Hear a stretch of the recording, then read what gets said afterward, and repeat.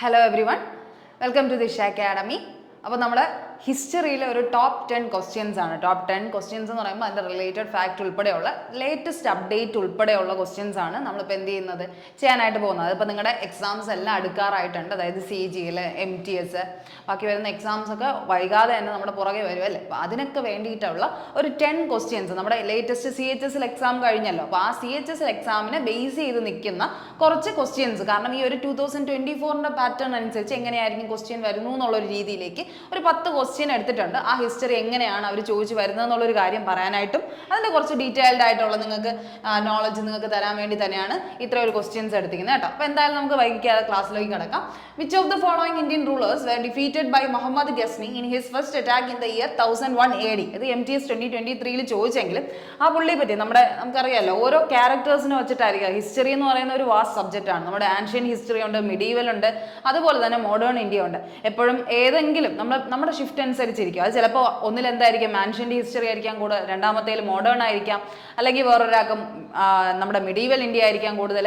അങ്ങനെ പല പല വെറൈറ്റി ഓഫ് ക്വസ്റ്റ്യൻസ് ആയിരിക്കും ഹിസ്റ്ററി എന്ന് വരുന്നത്. അപ്പോൾ അതിൻ്റെ ഒരു ഹോൾ അവയർനെസ് എന്ന് വെച്ചാൽ ആ ഒരു കാര്യങ്ങൾ നിങ്ങൾക്ക് കൃത്യമായിട്ട് കോൺസെപ്റ്റ് ക്ലിയർ ആണെങ്കിൽ നിങ്ങൾക്ക് ഹിസ്റ്ററിയിൽ നല്ലൊരു മാർക്ക് വാങ്ങിക്കാൻ കഴിയും. കാരണം ഹിസ്റ്ററി എന്ന് പറഞ്ഞാൽ സോഷ്യൽ സയൻസ് എന്ന് പറഞ്ഞൊരു സബ്ജക്റ്റ് എടുക്കുമ്പോൾ പൊളിറ്റിക്സിനും ഹിസ്റ്ററിക്കും ഒരു മുൻതൂക്കം കൂടുതൽ തന്നെയാണ്. എപ്പോഴും ഒരു 2 ക്വസ്റ്റ്യനെങ്കിലും നിങ്ങൾക്ക് കുറഞ്ഞത് നിങ്ങൾക്ക് പ്രതീക്ഷിക്കാം. 4 ക്വസ്റ്റ്യൻസ് വരെ വരുന്ന ഷിഫ്റ്റുകളും ഉണ്ട്. അപ്പോൾ അതനുസരിച്ച് നിങ്ങൾ മനസ്സിലാക്കുക. അപ്പോൾ നമുക്കിവിടെ ക്യാരക്ടർ എന്ന് പറഞ്ഞാൽ മുഹമ്മദ് ഗസ്നി എന്ന് പറയുന്ന ആളുടെ ഒരു ക്യാരക്ടർഷിപ്പ് വെച്ചിട്ടായിരുന്നു ക്വസ്റ്റ്യൻസ് വന്നിട്ടുള്ളത്. അപ്പോൾ ഇപ്പോൾ ഈ ഒരു CHSL 2024 മുഹമ്മദ് ഗസ്നിയെ പറ്റിയിട്ട് ചോദ്യം വന്നിട്ടുണ്ടായിരുന്നു, റിപ്പീറ്റ് ചെയ്തിരുന്നു.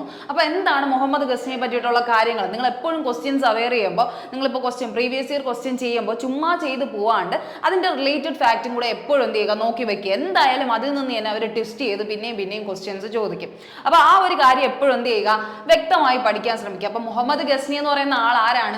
1001 AD നമ്മുടെ ഇന്ത്യയിൽ ആക്രമിക്കാൻ, ഇന്ത്യ എന്ന് പറയുന്ന ഒരു രാജ്യത്തിനെ അറ്റാക്ക് ചെയ്യാമെന്ന, ഇന്നത്തെ ഇന്ത്യ അല്ല, അന്ന് ആ ഒരു ടൈമിൽ എന്തുകൊണ്ടായിരുന്നു, നമ്മുടെ പാകിസ്ഥാൻ ഉൾപ്പെടെയുള്ള ആ ഒരു ഇന്ത്യൻ പ്രദേശത്തിനെ കുറിച്ചാണ് പറയുന്നത്. 1001 AD കാര്യമാണ് പറയുന്നത്. അപ്പൊ നിങ്ങൾ ശ്രദ്ധിക്കുക. അപ്പൊ ആ ഒരു ടൈമിൽ പാകിസ്ഥാൻ ഉൾപ്പെടെയുള്ള ഒരു ഇന്ത്യയാണ് നമ്മുടെ മുമ്പിലുള്ളത്. അപ്പൊ ആ ഇന്ത്യ ഭരിച്ചുകൊണ്ടിരുന്നത് ആ ഇന്ത്യയെ അറ്റാക്ക് ചെയ്യാൻ വന്ന ആളാണ് മുഹമ്മദ് ഗസ്നി എന്ന് പറയുന്നാലും.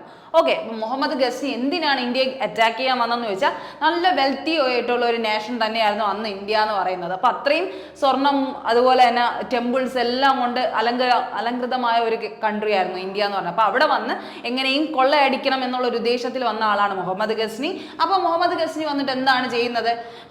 നമ്മളെ പക്ഷേ അത് മാത്രമല്ല, അതിൽ ഏറ്റവും കൂടുതൽ മനസ്സിലാക്കേണ്ട കാര്യം, ഇന്ത്യയെ ഏറ്റവും കൂടുതൽ അറ്റാക്ക് ചെയ്തിട്ടുള്ള, അതായത് കണ്ടോ, 17 ടൈംസ് ഇന്ത്യയിൽ വരുന്നു, കൊള്ളയടിക്കുന്നു, തിരിച്ച് സ്വന്തം രാജ്യത്തേക്ക് തിരിച്ചു പോകുന്നു, ഇന്ത്യയിൽ വരുന്നു, കൊള്ളയടിക്കുന്നു, തിരിച്ചു പോകുന്നു. അങ്ങനെ 17 ടൈംസ് ആണ് വന്ന് ഇന്ത്യയിൽ. അത്രമാത്രം സ്വർണവും അത്രമാത്രം വെൽത്തും അന്ന് എന്തെണ്ണം ഉണ്ടായിരുന്നു, നമ്മുടെ ഇന്ത്യക്ക് ഉണ്ടായിരുന്നു. അപ്പം അറ്റാക്ക്ഡ് ഇന്ത്യ 17 ടൈംസ്. അറ്റാക്ക് ചെയ്ത അഫ്ഗാൻ റൂളർ, അല്ലെങ്കിൽ അഫ്ഗാനിസ്ഥാനിലാണ് കേട്ടോ പുള്ളി വരുന്നത്. അഫ്ഗാനിസ്ഥാന്റെ ഒരു എൻട്രി തന്നെയാണ് ആ ഒരു ടൈമിൽ ഉണ്ടാവുന്നത്, മിഡീവൽ പീരീഡ് എന്ന് പറയുന്ന ഒരു ടൈമിലൊക്കെ ഉണ്ടാവുന്നത്. അപ്പോൾ മനസ്സിലാക്കുക, 1000-നും 1027 AD-ക്കും അങ്ങനെ ഈ ഒരു ടൈം പീരീഡിനിടയ്ക്ക് 17 തവണയാണ് നമ്മൾ അറ്റാക്ക് ചെയ്തിട്ടുള്ളത് ആര്, മുഹമ്മദ് ഗസ്നി എന്ന് പറയുന്നത്. അതുകൊണ്ട് തന്നെ പുള്ളി പറയുന്ന മറ്റൊരു പേരെന്താണ്, ബൂട്ട് ഷിഖാൻ അല്ലെങ്കിൽ ബൂട്ട് ഷിഖാൻ എന്നാണ് പറയുന്നത്. അതെന്ന് പറഞ്ഞാൽ ഐഡോൾ ബ്രേക്കർ എന്ന് പറയാൻ കാര്യമുണ്ട്. കാരണം റോബർ എന്ന് പറഞ്ഞാൽ അറിയാം, മോഷ്ടിക്കാൻ വരുന്ന കള്ളൻ എന്നുള്ള ഒരു അർത്ഥത്തിൽ robber and idol breaker. Idol എന്ന് പറഞ്ഞാൽ വിഗ്രഹം പൊട്ടിച്ചു കളഞ്ഞു. കാരണം ഈ ഒരു വരുന്ന അറ്റാക്കിൽ 1025 ഒരു അറ്റാക്ക്, അതായത് 16th അറ്റാക്ക് എന്നൊക്കെ നമുക്ക് വേണമെങ്കിൽ പറയാം. 16ാമത്തെ അറ്റാക്ക് ആയിരുന്നു 1025. അതെവിടെയായിരുന്നു? സോമനാഥ ടെമ്പിളിലായിരുന്നു. അത് എപ്പോഴും ചോദിക്കാറുണ്ട്. സോമനാഥ് ടെമ്പിളിനെ എന്ത് ചെയ്തത്? മൊത്തം നശിപ്പിച്ചു. അതായത് അവിടുത്തെ വെൽത്തിനെ എല്ലാം അപഹരിച്ചു കൊണ്ടുപോയി ആ ടെമ്പിളിനെ മൊത്തം നശിപ്പിച്ചത് ആരാന്ന് ചോദിച്ചു കഴിഞ്ഞാൽ ആരാണ് ശരിക്കും പറഞ്ഞാൽ? നമ്മുടെ മുഹമ്മദ് ഗസ്നി എന്ന് പറയുന്ന ആളാണ് കേട്ടോ. മുഹമ്മദ് ഗസ്നി എന്ന് പറയുന്ന ആളാണ്. അപ്പോൾ സോമനാഥ് ടെമ്പിളിനെ അറ്റാക്ക് ചെയ്തത് ആരാണ്? മുഹമ്മദ് ഗസ്നിയാണ്. 1025 AD-യിലായിരുന്നു കേട്ടോ. 1025 AD പുള്ളിയുടെ 16th അറ്റാക്ക് ആയിരുന്നു. സോമനാഥ് ടെമ്പിൾ എവിടെയാണ്? ഗുജറാത്തിലെയാണ് കേട്ടോ. ഗുജറാത്തിലെ ടെമ്പിളാണ്. അന്നത്തെ സ്വർണ്ണമൊക്കെ എവിടെ സൂക്ഷിച്ചു വെച്ചിരിക്കുകയായിരുന്നു അവർ? സോമനാഥ് ടെമ്പിളിലായിരുന്നു. അതിനെ മൊത്തം നശിപ്പിച്ചിട്ടാണ് പോയത്. അപ്പോൾ 1001 നമ്മുടെ ഈ ഒരു മുഹമ്മദ് ഗസ്നി എന്ന് പറയുന്ന ആൾ ആദ്യമായിട്ട് ഇവിടെ അറ്റാക്ക് ചെയ്യാൻ വരുമ്പോൾ ഇവിടെ ഉണ്ടായിരുന്നത് ആരുടെ റൂളിംഗ് ആയിരുന്നു? ഹിന്ദു ഷാഹി ഡൈനാസ്റ്റിയുടെ റൂളിംഗ് ആയിരുന്നു. ഹിന്ദു ആയിട്ടുള്ള ഷാഹി ഡൈനാസ്റ്റി ആയിരുന്നു ഇവിടെ എന്ത് ചെയ്തിരിക്കുന്നത്, ഭരിച്ചുകൊണ്ടിരുന്നത് കേട്ടോ. ഇന്ത്യ അന്ന് ഭരിച്ചുകൊണ്ടിരുന്നത് ഷാഹി ഡൈനാസ്റ്റിയിലുള്ള ആളാണ്. അപ്പൊ ഷാഹി ഡൈനാസ്റ്റിയിൽ ആരെന്നാണ് ചോദിക്കുന്നത്, അതാരുമല്ല, നമ്മുടെ മനസ്സിലാക്കുക ജയപാൽ എന്ന് പറയുന്ന ആളാണ്. ഓക്കെ, അതൊരു വ്യത്യസ്തമായ ഒരു ചോദ്യമായിരുന്നു വന്നത്. നമ്മൾ അത് ഇത്രയും ഡെപ്തിൽ പഠിക്കുന്നില്ല, പക്ഷെ ഇത് ഇനി എന്താണെന്ന് ഇനി നോക്കി വെക്കണം. ആദ്യമായിട്ട് നമ്മുടെ ഈ ഒരു മുഹമ്മദ് ഗസ്നി വരുമ്പോൾ അറ്റാക്ക് ചെയ്യുമ്പോൾ ഫസ്റ്റ് ഡിഫീറ്റ് ചെയ്യുന്ന രാജാവ് ആരെന്നാണ് ചോദിക്കുന്നത്. ആദ്യമായിട്ട് വരുന്ന ടൈമിൽ തന്നെ ആദ്യമായിട്ട് അയാൾക്ക് കീഴടങ്ങപ്പെട്ട രാജാവ് ആര്, ഇന്ത്യയുടെ രാജാവ് ആരാണ്, ഹിന്ദു ഷാഹി ഡൈനാസ്റ്റിയിലെ ജയപാൽ ആണെന്ന് എന്ത് ചെയ്യുക, മനസ്സിലാക്കുക. ഓക്കെ, ജയപാൽ ആണ് കേട്ടോ.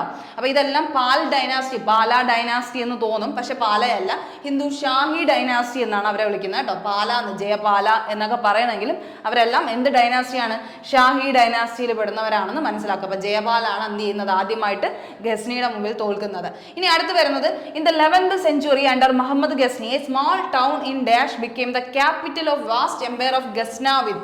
ഗസ്നാവിഡ് എന്ന് പറയുന്ന ആ സ്ഥലത്തിലെ, അഫ്ഗാനിസ്ഥാനിലെയാണ്, അഫ്ഗാനിസ്ഥാൻ. അപ്പൊ ആൻസർ എന്താണ്, അഫ്ഗാനിസ്ഥാനാണ് കേട്ടോ. അഫ്ഗാനിസ്ഥാനിലെ സ്ഥലമാണ് ഗസ്നാവിഡ്. കാരണം മുഹമ്മദ് ഗസ്നി എവിടെ നിന്നാണ് വരുന്നത്, പാകിസ്ഥാൻ അല്ല. പിന്നെ നമ്മൾ അറ്റാക്ക് ചെയ്യാൻ ആരെ ഉണ്ടായിരുന്നുള്ളൂ, അഫ്ഗാനിസ്ഥാൻ. കാരണം പാകിസ്ഥാൻ ഇന്ത്യയുടെ കൂടെ ആയതുകൊണ്ട് തന്നെ പിന്നെ വരുന്നത് അഫ്ഗാനിസ്ഥാനിൽ നിന്നാണ്. അപ്പൊ അഫ്ഗാനിസ്ഥാനിൽ നിന്നുള്ള അറ്റാക്ക് ആയിരുന്നു ആര് കൊണ്ടുവരുന്നത്, ശരിക്കും പറഞ്ഞാൽ മുഹമ്മദ് ഗസ്നി നേതൃത്വത്തിൽ വരുന്നത്. അപ്പൊ മുഹമ്മദ് ഗസ്നി എന്ന് പറയുന്നത് ശരിക്കും പറഞ്ഞാൽ ഒരു സുൽത്താനായിട്ട്, അവിടുത്തെ ഒരു വലിയൊരു രാജാവാണ്. കൊള്ളയടിക്കുന്നു, എല്ലാ രാജ്യങ്ങളും കൊള്ളയടിച്ച് ജീവിക്കുന്ന ഒരു രാജാവായിട്ട് തന്നെയാണ് മുഹമ്മദ് ഗസ്നി വരുന്നത്. സുൽത്താൻ എന്നാണ് അറിഞ്ഞുകൊണ്ടിരുന്നത്. അപ്പൊ ആ പുള്ളി എന്ത് ചെയ്താണ്, സ്മാൾ ടൗൺ ഓഫ് ഏതാണ്, അഫ്ഗാനിസ്ഥാനിലെ ഗസ്നാവിഡിലാണ് എന്ത് ചെയ്തത്, ഭരിച്ചുകൊണ്ടിരുന്നത്. കാരണം അന്ന് ഒരു ക്യാപിറ്റൽ എന്ന് പറയാൻ രണ്ട് ക്യാപിറ്റലാണ് ഒന്നും ഉണ്ടായിരുന്നത്. അതായത് ഈ ഒരു അഫ്ഗാനിസ്ഥാനിൽ രണ്ട് ക്യാപിറ്റൽ, ഒന്നെന്ന് പറഞ്ഞാൽ ലാഹോർ എന്ന് പറയുന്ന ഒരു സ്ഥലത്തേക്കും വെട്ടിപ്പിടിച്ച് നമ്മുടെ ഇന്ത്യയുടെ ലാഹോർ, അതുപോലെ ഗസ്നി എന്ന് പറഞ്ഞ ഒരു രണ്ട് തലസ്ഥാനം ഉണ്ടായിരുന്നു. അതിൽ ഗസ്നി ഭരിച്ചുകൊണ്ടിരുന്ന, ഗസ്നാവിദിലെ ഗസ്നി ആയിട്ടാണ് ആര് ഭരിച്ചുകൊണ്ടിരുന്നത്, നമ്മുടെ അഫ്ഗാനിസ്ഥാനിലെ നമ്മുടെ മുഹമ്മദ് ഗസ്നി ഭരിച്ചുകൊണ്ടിരുന്നത്. അപ്പൊ അത്രയും വാസ്റ്റ് ആയിട്ട് ഒരു എംപയർ സൃഷ്ടിക്കാൻ കഴിഞ്ഞ ആളാണ് മുഹമ്മദ് ഗസ്നി എന്ന് മനസ്സിലാക്കുക. അപ്പൊ എന്തുകൊണ്ടാണ് ഐഡോൾ ബ്രേക്കർ എന്ന് വിളിക്കുന്നത്, സോംനാഥ് ടെമ്പിളിനെ ഇത് ചെയ്തതുകൊണ്ടാണ് കേട്ടോ. അപ്പൊ അത്രയും കാര്യം അവിടെ എന്ത് ചെയ്യുക, മനസ്സിലാക്കുക. ഇനി അടുത്ത് നമുക്ക് നോക്കേണ്ടത്, മുഹമ്മദ് ഗസ്നി എന്ന് പറയുന്ന ആള് ഇവിടെ വരുമ്പോൾ എപ്പോഴും ഇന്ത്യയെ സന്ദർശിക്കുന്ന സമയം രണ്ട് ആൾക്കാരെയും കൂടെ കൂട്ടുമായിരുന്നു. അതായത് നമ്മുടെ കൂടെ ഒരു എൻജോയ്മെന്റിനൊക്കെ നമ്മുടെ കൂടെ വരാറുണ്ടല്ലോ, നമ്മുടെ ഫ്രണ്ട്സിനെ പോലെ കൊണ്ട് നടക്കുന്ന ആളാണ് മുഹമ്മദ്. സുൽത്താൻ ഗസ്നി എന്ന് പറയുന്നത് മുഹമ്മദ് ഗസ്നിയാണ്.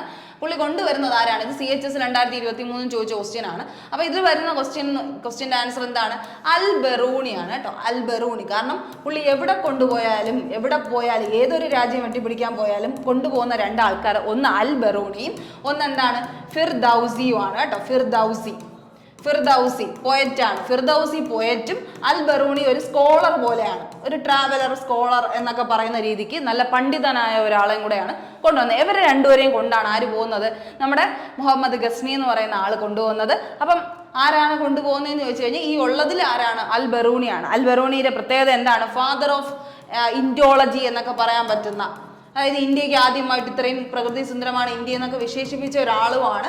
അതുപോലെ തന്നെ ഫാദർ ഓഫ് ഇൻഡോളജി എന്ന് നമുക്ക് പറയാൻ പറ്റും. പിന്നെ എന്താണ്, ഫൗണ്ടർ ഓഫ് ഇൻഡോളജി ആണ്. ഫസ്റ്റ് ആന്ത്രോപോളജിസ്റ്റുമാണ്. ഫസ്റ്റ് ആന്ത്രോപോളജിസ്റ്റ് എന്നൊക്കെയാണ് പുള്ളിയെ വിശേഷിപ്പിക്കുന്നത്. അത്രയും ആ ഒരു ടൈമിലൊക്കെ ഡീപ്പ് നോളജ് ഉള്ള ഒരാളായിട്ടാണ് ആന്ത്രോപോളജി, ഫസ്റ്റ് ആന്ത്രോപോളജിസ്റ്റ് ആയിട്ടാണ് പറയുന്നത് കേട്ടോ.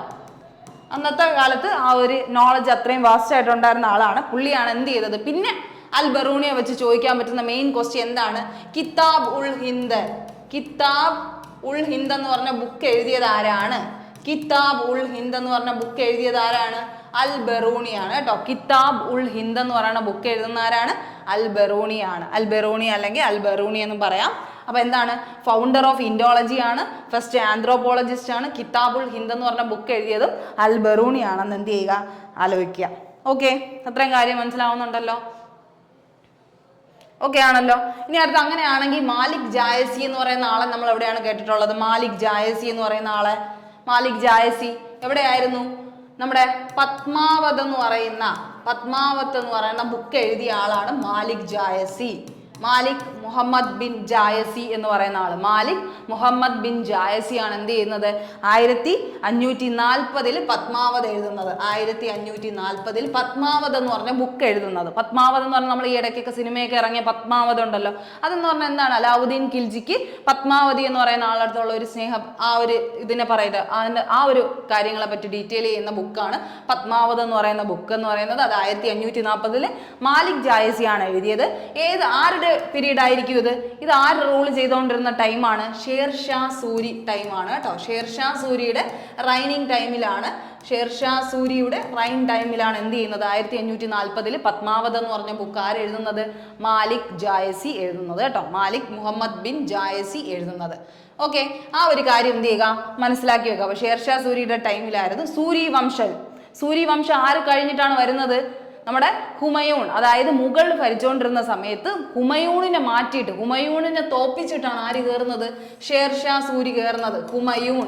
ഹുമയൂണിനെ തോൽപ്പിച്ചതിന് ശേഷം ബാബറിന്റെ മോനായിട്ടുള്ള ബാബറായിരുന്നു മുഗളിന്റെ ആദ്യത്തെ തുടക്കം. ബാബർ, ഹുമയൂൺ. ഓക്കെ, ബാബറിന്റെ മകനായ ഹുമയൂണിനെ തോപ്പിച്ചിട്ട് അവിടെ ഭരിച്ച ആളാണ് ഷേർഷാ സൂരി എന്ന് പറയുന്നത്. ഓക്കെ, അത് കഴിഞ്ഞിട്ട് വീണ്ടും ആര് വന്നു?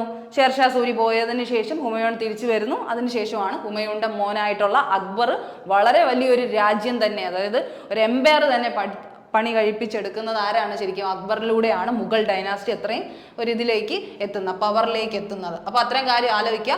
മാലിക് ജായസി എന്താണ്? പത്മാവതാണ്. ഇനി അമീർ ഖുസ്രു എന്താണ്? അമീർ ഖുസ്രു നമ്മൾ പറയാറുണ്ട് പേരറ്റ് ഓഫ് ഇന്ത്യ എന്നൊക്കെ പറയണം. അത്രയും എന്താണ് ആ സ്വരമാധുര്യമുള്ള ആളായിട്ടാണ് ആരെ പറയുന്നത്? പാരറ്റ് ഓഫ് ഇന്ത്യ എന്ന് വിശേഷിപ്പിക്കപ്പെടുന്ന ആളാണ് കേട്ടോ. പാരറ്റ് ഓഫ് ഇന്ത്യ എന്ന് വിശേഷിപ്പിക്കപ്പെട്ട ആളാണ് അമീർ ഖുസ്രു എന്ന് പറയുന്നത്. പാരറ്റ് ഓഫ് ഇന്ത്യ എന്ന് പറയുന്നത് എന്തെന്നും പറയാം? ടൂട്ട് ഇ ഹിന്ദ് എന്നും പറയാം കേട്ടോ. ടൂട്ട് ഇ ഹിന്ദ് എന്ന് പറയുന്നത് വിശേഷിപ്പിക്കാറുണ്ട് കേട്ടോ. പാരറ്റ് ഓഫ് ഇന്ത്യയെ തന്നെയാണ് ടൂട്ട് ഇ ഹിന്ദ് എന്ന് പറഞ്ഞ് വിശേഷിപ്പിക്കാറുണ്ട്. ഇതെന്താണ്? ഈ പറയുന്ന എല്ലാ റിലേറ്റഡ് ഫാക്റ്റും ഓരോ പ്രീവിയസ് ക്വസ്റ്റ്യൻ ആണെന്ന് നിങ്ങൾ മനസ്സിലാക്കുക. ഈ അമീർ ഖുസ്രുവിനെ ടൂട്ട് ഇ ഹിന്ദ് എന്ന് വിശേഷിപ്പിച്ചത് ആരാണ് എന്നൊരു കാര്യമാണ്. പിന്നെ വന്ന ഒരു ക്വസ്റ്റ്യൻ ആണ്, ഓരോ എക്സാമിന് ചോദിച്ച ഒരു ക്വസ്റ്റ്യൻ ആണ്. ടൂട്ട് ഇ ഹിന്ദ് എന്ന് അമീർ ഖുസ്രുവിനെ വിശേഷിപ്പിച്ചത് ആരാണ്? അലാവുദ്ദീൻ ഖിൽജി ആണ് കേട്ടോ.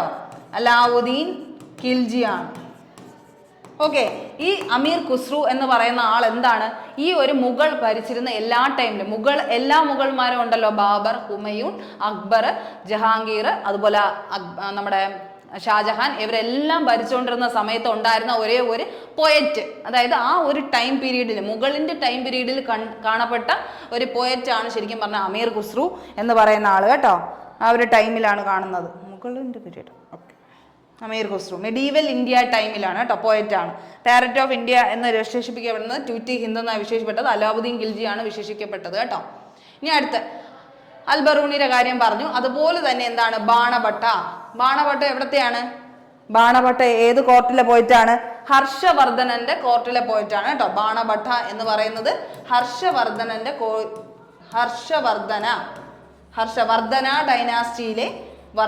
ഡൈനാസ്റ്റിയിലെ ഹർഷവർദ്ധനന്റെ പോയിറ്റായിരുന്നു ബാണഭട്ട. ബാണഭട്ട എന്താണ് എഴുതിയത്? ഹർഷചരിത എന്ന് പറഞ്ഞ ബുക്കാണ് എഴുതിയത്. അമീർ ഖുസ്രു പറഞ്ഞു പേരറ്റ് ഓഫ് ഇന്ത്യയാണ്. അൽബറൂണി എഴുതിയ ബുക്ക് എന്താണ്? കിതാബ് ഉൾ ഹിന്ദ് ആണ്. അതുപോലെ മാലിക് ജായസി എഴുതിയത് എന്താണ്? പത്മാവത്ത്. അപ്പൊ ഇത്രയും കാര്യം അവിടെ എന്ത് ചെയ്യുക? മനസ്സിലാക്കുക. ഓക്കെ, ഇത്രയും കാര്യം ഓക്കെ ആണല്ലോ. Who was a scholar interested by sultan Ghazni ആരാണ്? അൽബറൂണി ഫിർദൌസിയാണ് പുള്ളിയുടെ ഏറ്റവും വിശ്വസ്തനായ ആള്. ഇനി അടുത്ത്, which amongst the following sultan shifted his capital from Delhi to Daulatabad? ഡൽഹിയിൽ നിന്ന് CHSL 2024 ചോദിച്ചു, MTS 2023 ചോദിച്ച ക്വസ്റ്റ്യൻ ആണ്. പ്രീവിയസ് ഇയർ ക്വസ്റ്റ്യൻസ് റിപ്പീറ്റ് ആവണമെന്ന് മാത്രമല്ല അതിന്റെ റിലേറ്റഡ് ഫാക്ടർ തന്നെയായിരിക്കും എപ്പോഴും ചോദിക്കാറുള്ളത്. ഇനി അടുത്ത്, which amongst the following sultan shifted his capital from Delhi to Daulatabad? ഡൽഹിയിൽ നിന്ന് ദൗലത്താബാദിലേക്ക് ഷിഫ്റ്റ് ചെയ്ത സുൽത്താൻ ഏതെന്നാണ് ചോദിക്കുന്നത്. ആരാണ്? എല്ലാ കാര്യത്തിനും എന്താണ് നമ്മൾ പറയാറില്ലേ, ബുദ്ധിമാനായ വിഡ്ഢിയായിട്ട് വിശേഷിക്കപ്പെടുന്ന ആരാണ് ശരിക്കും പറഞ്ഞാൽ? ഡൽഹിയിൽ നിന്ന് ഒരു സ്ഥലത്തിൽ നിന്ന് എന്ത് ചെയ്യുകയാണ്? ദൗലത്താബാദിലേക്ക് ഷിഫ്റ്റ് ചെയ്തു. ഒരു കാരണമില്ലാതെ ഡൽഹി ആണല്ലോ നമ്മുടെ മേജർ സെന്റർ, അവിടെ നിന്ന് ദൗലത്താബാദിലേക്ക് ഷിഫ്റ്റ് ചെയ്യണമെങ്കിൽ അത് ആര് തന്നെ ആയിരിക്കണം? മുഹമ്മദ് ബിൻ തുഗ്ലക്ക്. ഓക്കെ, ആരാണ്? മുഹമ്മദ് ബിൻ തുഗ്ലക്ക്. ഏറ്റവും പണ്ഡിതനായിട്ട് പോലും ബുദ്ധിമാനായ വിഡ്ഢി എന്നറിയപ്പെട്ടിരുന്ന ആളാണ്. ഏറ്റവും നല്ല വിദ്യാഭ്യാസം കിട്ടിയിട്ടും എന്തെന്ന് പറയുന്നത് ഏറ്റവും വിഡ്ഢിയായിട്ടുള്ള രാജാവായിട്ടാണ് ആരെ പറയുന്നത്? മുഹമ്മദ് ബിൻ തുഗ്ലക്ക്. കാരണം എന്ന് പറഞ്ഞാൽ എന്താണ് കാരണം എന്ന് ചോദിച്ചു കഴിഞ്ഞാൽ, പുള്ളി കൊണ്ടുവന്ന കുറേ പ്ലാൻസ് അതെല്ലാം ഫ്ലോപ്പ് ആയിപ്പോയി. നമ്മളിപ്പോൾ ഓരോ കാര്യങ്ങൾ ചെയ്യുമ്പോൾ വീണ്ടും ഫ്ലോപ്പ് ആകുമ്പോൾ നോർമലി എന്തായി മാറും? ഒരു വിഡ്ഢി എന്നുള്ള ഒരു ടാഗ് ലൈൻ വീഴും. ആ ഒരു രീതി തന്നെയാണ് സംഭവിച്ചത്. എന്ത് ചെയ്തു? ഡൽഹിയിൽ നിന്ന് ദൗലത്താബാദിലേക്ക് എന്ത് ചെയ്യാണ്? ഡൽഹിയിൽ നിന്ന് ദൗലത്താബാദിലേക്ക് ശരിക്കും പറഞ്ഞാൽ പുള്ളി എന്ത് ചെയ്യണമായിരുന്നു? ആളുടെ പാർലമെന്റ് ഫെസിലിറ്റീസ് ഉണ്ടല്ലോ, അതായത് റൈനിങ് എന്ന് പറഞ്ഞാൽ ആ ഒരു ഫുൾ രാജഭരണം എന്ത് ചെയ്യണം, അവിടത്തേക്ക് കൊണ്ടുപോകണമായിരുന്നു. പക്ഷെ എന്ത് ചെയ്തു, ഡൽഹിയിലുണ്ടായിരുന്ന എല്ലാ ആൾക്കാരെയും വിളിച്ചുകൊണ്ടാണ് പോകുന്നത്. അപ്പോൾ ഇതിൻ്റെ ഇടയ്ക്ക് ഈ ഒരു ട്രാവലിങ്ങിൻ്റെ ഇടയ്ക്ക് വരുന്ന സംഭവങ്ങൾ അറിയാമല്ലോ, ഇന്നത്തെ കാലം പോലെ അല്ലല്ലോ അന്ന്. അപ്പോൾ ഒരുപാട് എന്ത് പറ്റി, ആളുകൾ മരിച്ചു, ഒരുപാട് പേർക്ക് എന്ത് ചെയ്തു, ഇത്രയും സമയം എത്താനുള്ള ടൈം ഡ്യൂറേഷൻ, ഫുഡിൻ്റെ കാര്യങ്ങൾ, ഫെസിലിറ്റി, ഷെൽറ്ററിൻ്റെ കാര്യം, ഇങ്ങനെയൊക്കെ ഒരുപാട് തടസ്സങ്ങൾ വന്ന് ആകെ ഫ്ലോപ്പായി പോയി എന്നുള്ളൊരു പ്ലാനിങ് ആണ്. അത് ആരാണ് ചെയ്യുന്നത്? മുഹമ്മദ് ബിൻ തുഗ്ലക്കാണ്. തുഗ്ലക്കിൻ്റെ ഇതെന്ന് പറഞ്ഞ് നമ്മൾ വായിക്കാറുണ്ടല്ലോ. അപ്പോൾ എന്ത് ചെയ്തു, പുള്ളി കൊണ്ടുവന്ന കുറച്ച് അഡാപ്റ്റേഷൻ, കുറേ സംഭവങ്ങൾ, അഡ്വാൻറ്റേജസും ഉണ്ട്, അതുപോലെ തന്നെ ഡിസഡ്വാൻറ്റേജസ് ആയിട്ടുള്ള കുറേ കാര്യമുണ്ട്. അതിൽ ഫസ്റ്റ് പോയിന്റ് ആണ് ഡൽഹി ടു ദൗലത്താബാദിലേക്ക് മാറ്റി. അതുപോലെ എന്ത് ചെയ്തു, അഗ്രികൾച്ചറൽ ഡെബിറ്റ് കൊണ്ടുവന്നു. ദിവാൻ ഇ കൊഹി എന്ന് പറയുന്നത് ആര് കൊണ്ടുവന്നതാണെന്ന് ചോദിക്കാറുണ്ട്. അതും എന്താണ്, ഒരു ക്വസ്റ്റ്യൻ ആണെന്ന് മനസ്സിലാക്കി പഠിക്കുക. ദിവാൻ ഇ കൊഹി എന്ന് പറയുന്നത്, ഓക്കെ, കൊഹി എന്താണ്, അഗ്രികൾച്ചറൽ ഡിപ്പാർട്ട്മെന്റിന് വേണ്ടി കൊണ്ടുവന്ന ഒരു എന്താണ്, ടാക്സ് ആണ് കേട്ടോ, ഒരു ടാക്സിങ് ആണ്. അഗ്രികൾച്ചറിന് വേണ്ടി കൊണ്ടുവന്ന ഒരു ടാക്സിങ് ആണ്. അത് ഏത് റീജിയനാണ്? ഡോബ് റീജിയനിലാണ് കൊണ്ടുവന്നത്. ഡോബ് അന്നത്തെ കാലത്ത് ഏറ്റവും കൂടുതൽ ഈ ഒരു കൃഷി നടക്കുന്ന ഒരു ഏരിയ ആയിരുന്നു ഡോബ്. അപ്പോൾ അവിടുത്തെ ആൾക്കാർക്ക് എന്ത് ഈടാക്കാൻ തുടങ്ങി, ദിവാനി കൊഹി എന്ന് പറഞ്ഞാൽ ടാക്സ് ഈടാക്കാൻ തുടങ്ങി. അപ്പോൾ അവരെന്ത് ചെയ്യണം, ഒരുപാട് ഹൈ എമൗണ്ട് ഓഫ് പേയ്മെന്റ് തന്നെ അവരെന്ത് ചെയ്യണം, ടാക്സിനായിട്ട് പൊക്കോണ്ടിരുന്നു എന്നുള്ളൊരു കാര്യമാണ്. അല്ലെങ്കിൽ എന്ത് ചെയ്യണമായിരുന്നു, ഇവർ ക്രോപ്സ് ഇത്രയും അവരുണ്ടാക്കുന്നതിൽ 3/4 എന്ത് ചെയ്യണമായിരുന്നു, രാജാവിന് കൊടുക്കണം എന്നുള്ള രീതിയിലേക്ക് മാറ്റിയായിരുന്നു. അപ്പോൾ ദിവാൻ ഇ കൊഹി എന്ന് പറയുന്ന രീതിയിലേക്ക് അഗ്രികൾച്ചറൽ ടാക്സ് ഈടാക്കാൻ തുടങ്ങിയത് ആരാണ്? മുഹമ്മദ് ബിൻ തുഗ്ലക്കാണ്. പുള്ളി കൊണ്ടുവന്ന മറ്റൊരു കാര്യം എന്താണ്, പിന്നെ ടോക്കൺ കറൻസി കൊണ്ടുവന്നു. അതായത് ഇന്നത്തെ പോലെ ഒരു കറൻസി, പുള്ളി ഒരു കറൻസിക്ക് ഒരു ഇൻട്രൊഡക്ഷൻ തന്നെ കൊടുക്കുകയാണ് ചെയ്തത്. അതായത് ഇന്ന് കാണുന്ന ഒരു കറൻസിയുടെ രീതിക്ക് പുള്ളി അന്ന് അഡോപ്റ്റ് ചെയ്തു, ഒരു ബുദ്ധി ചെയ്തു. പക്ഷെ എന്ത് സംഭവിച്ചു, പുള്ളി ഉണ്ടാക്കിയ സാധനം എന്തിലായിരുന്നു, കോപ്പറും ബ്രാസിലും ആയിരുന്നു കോയിൻസ് ഉണ്ടാക്കിയത്.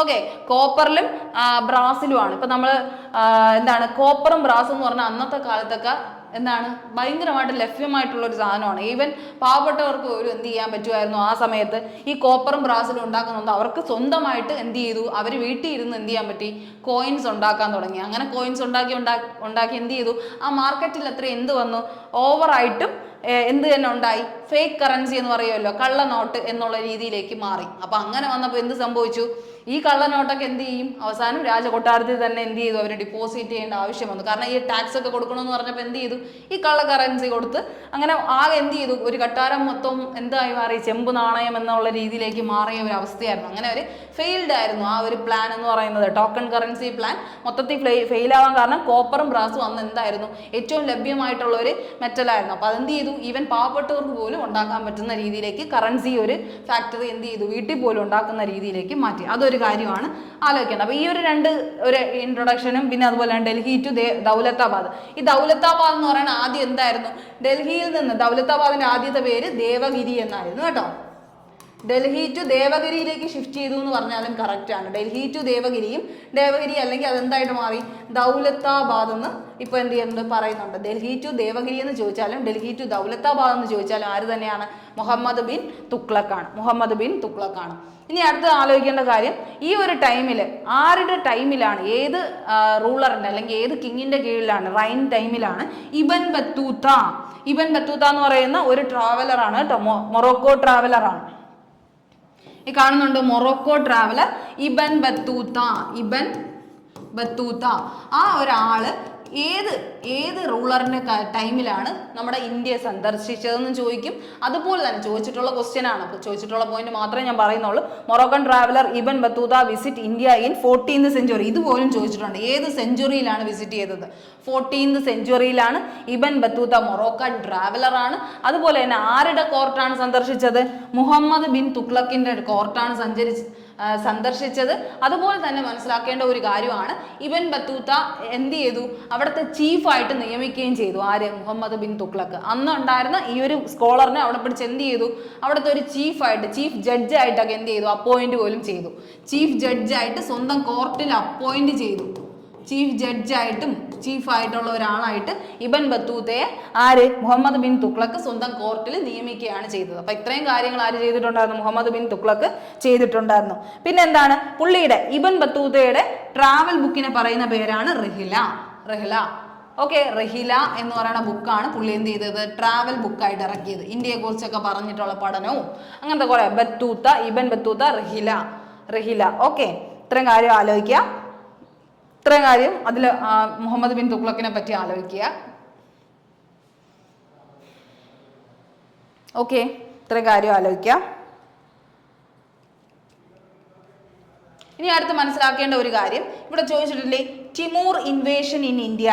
ടിമൂർ എന്ന് പറയുന്നത് ആ സമയത്ത് ഏറ്റവും അഫ്ഗാനിസ്ഥാനിനെ ഇങ്ങനെ വിറപ്പിച്ചുകൊണ്ടിരുന്ന ഒരു ഡൈനാസ്റ്റി ആയിരുന്നു ടിമൂർ ഡൈനാസ്റ്റി എന്ന് പറയുന്നത്. ബാബറിന്റെയൊക്കെ ഒരു ടൈം, അതായത് ബാബറിന്റെയൊക്കെ അച്ഛൻ്റെയൊക്കെ ഒരു പീരീഡ് എന്ന് പറയുന്നത് ടിമൂർ ഡൈനാസ്റ്റി. ബാബറൊക്കെ വരുന്നത് ടിമൂർ, അഫ്ഗാൻ പാരമ്പര്യമാണല്ലോ, അത് ഒരു പേർഷ്യൻ പാരമ്പര്യം പോലെയാണ്.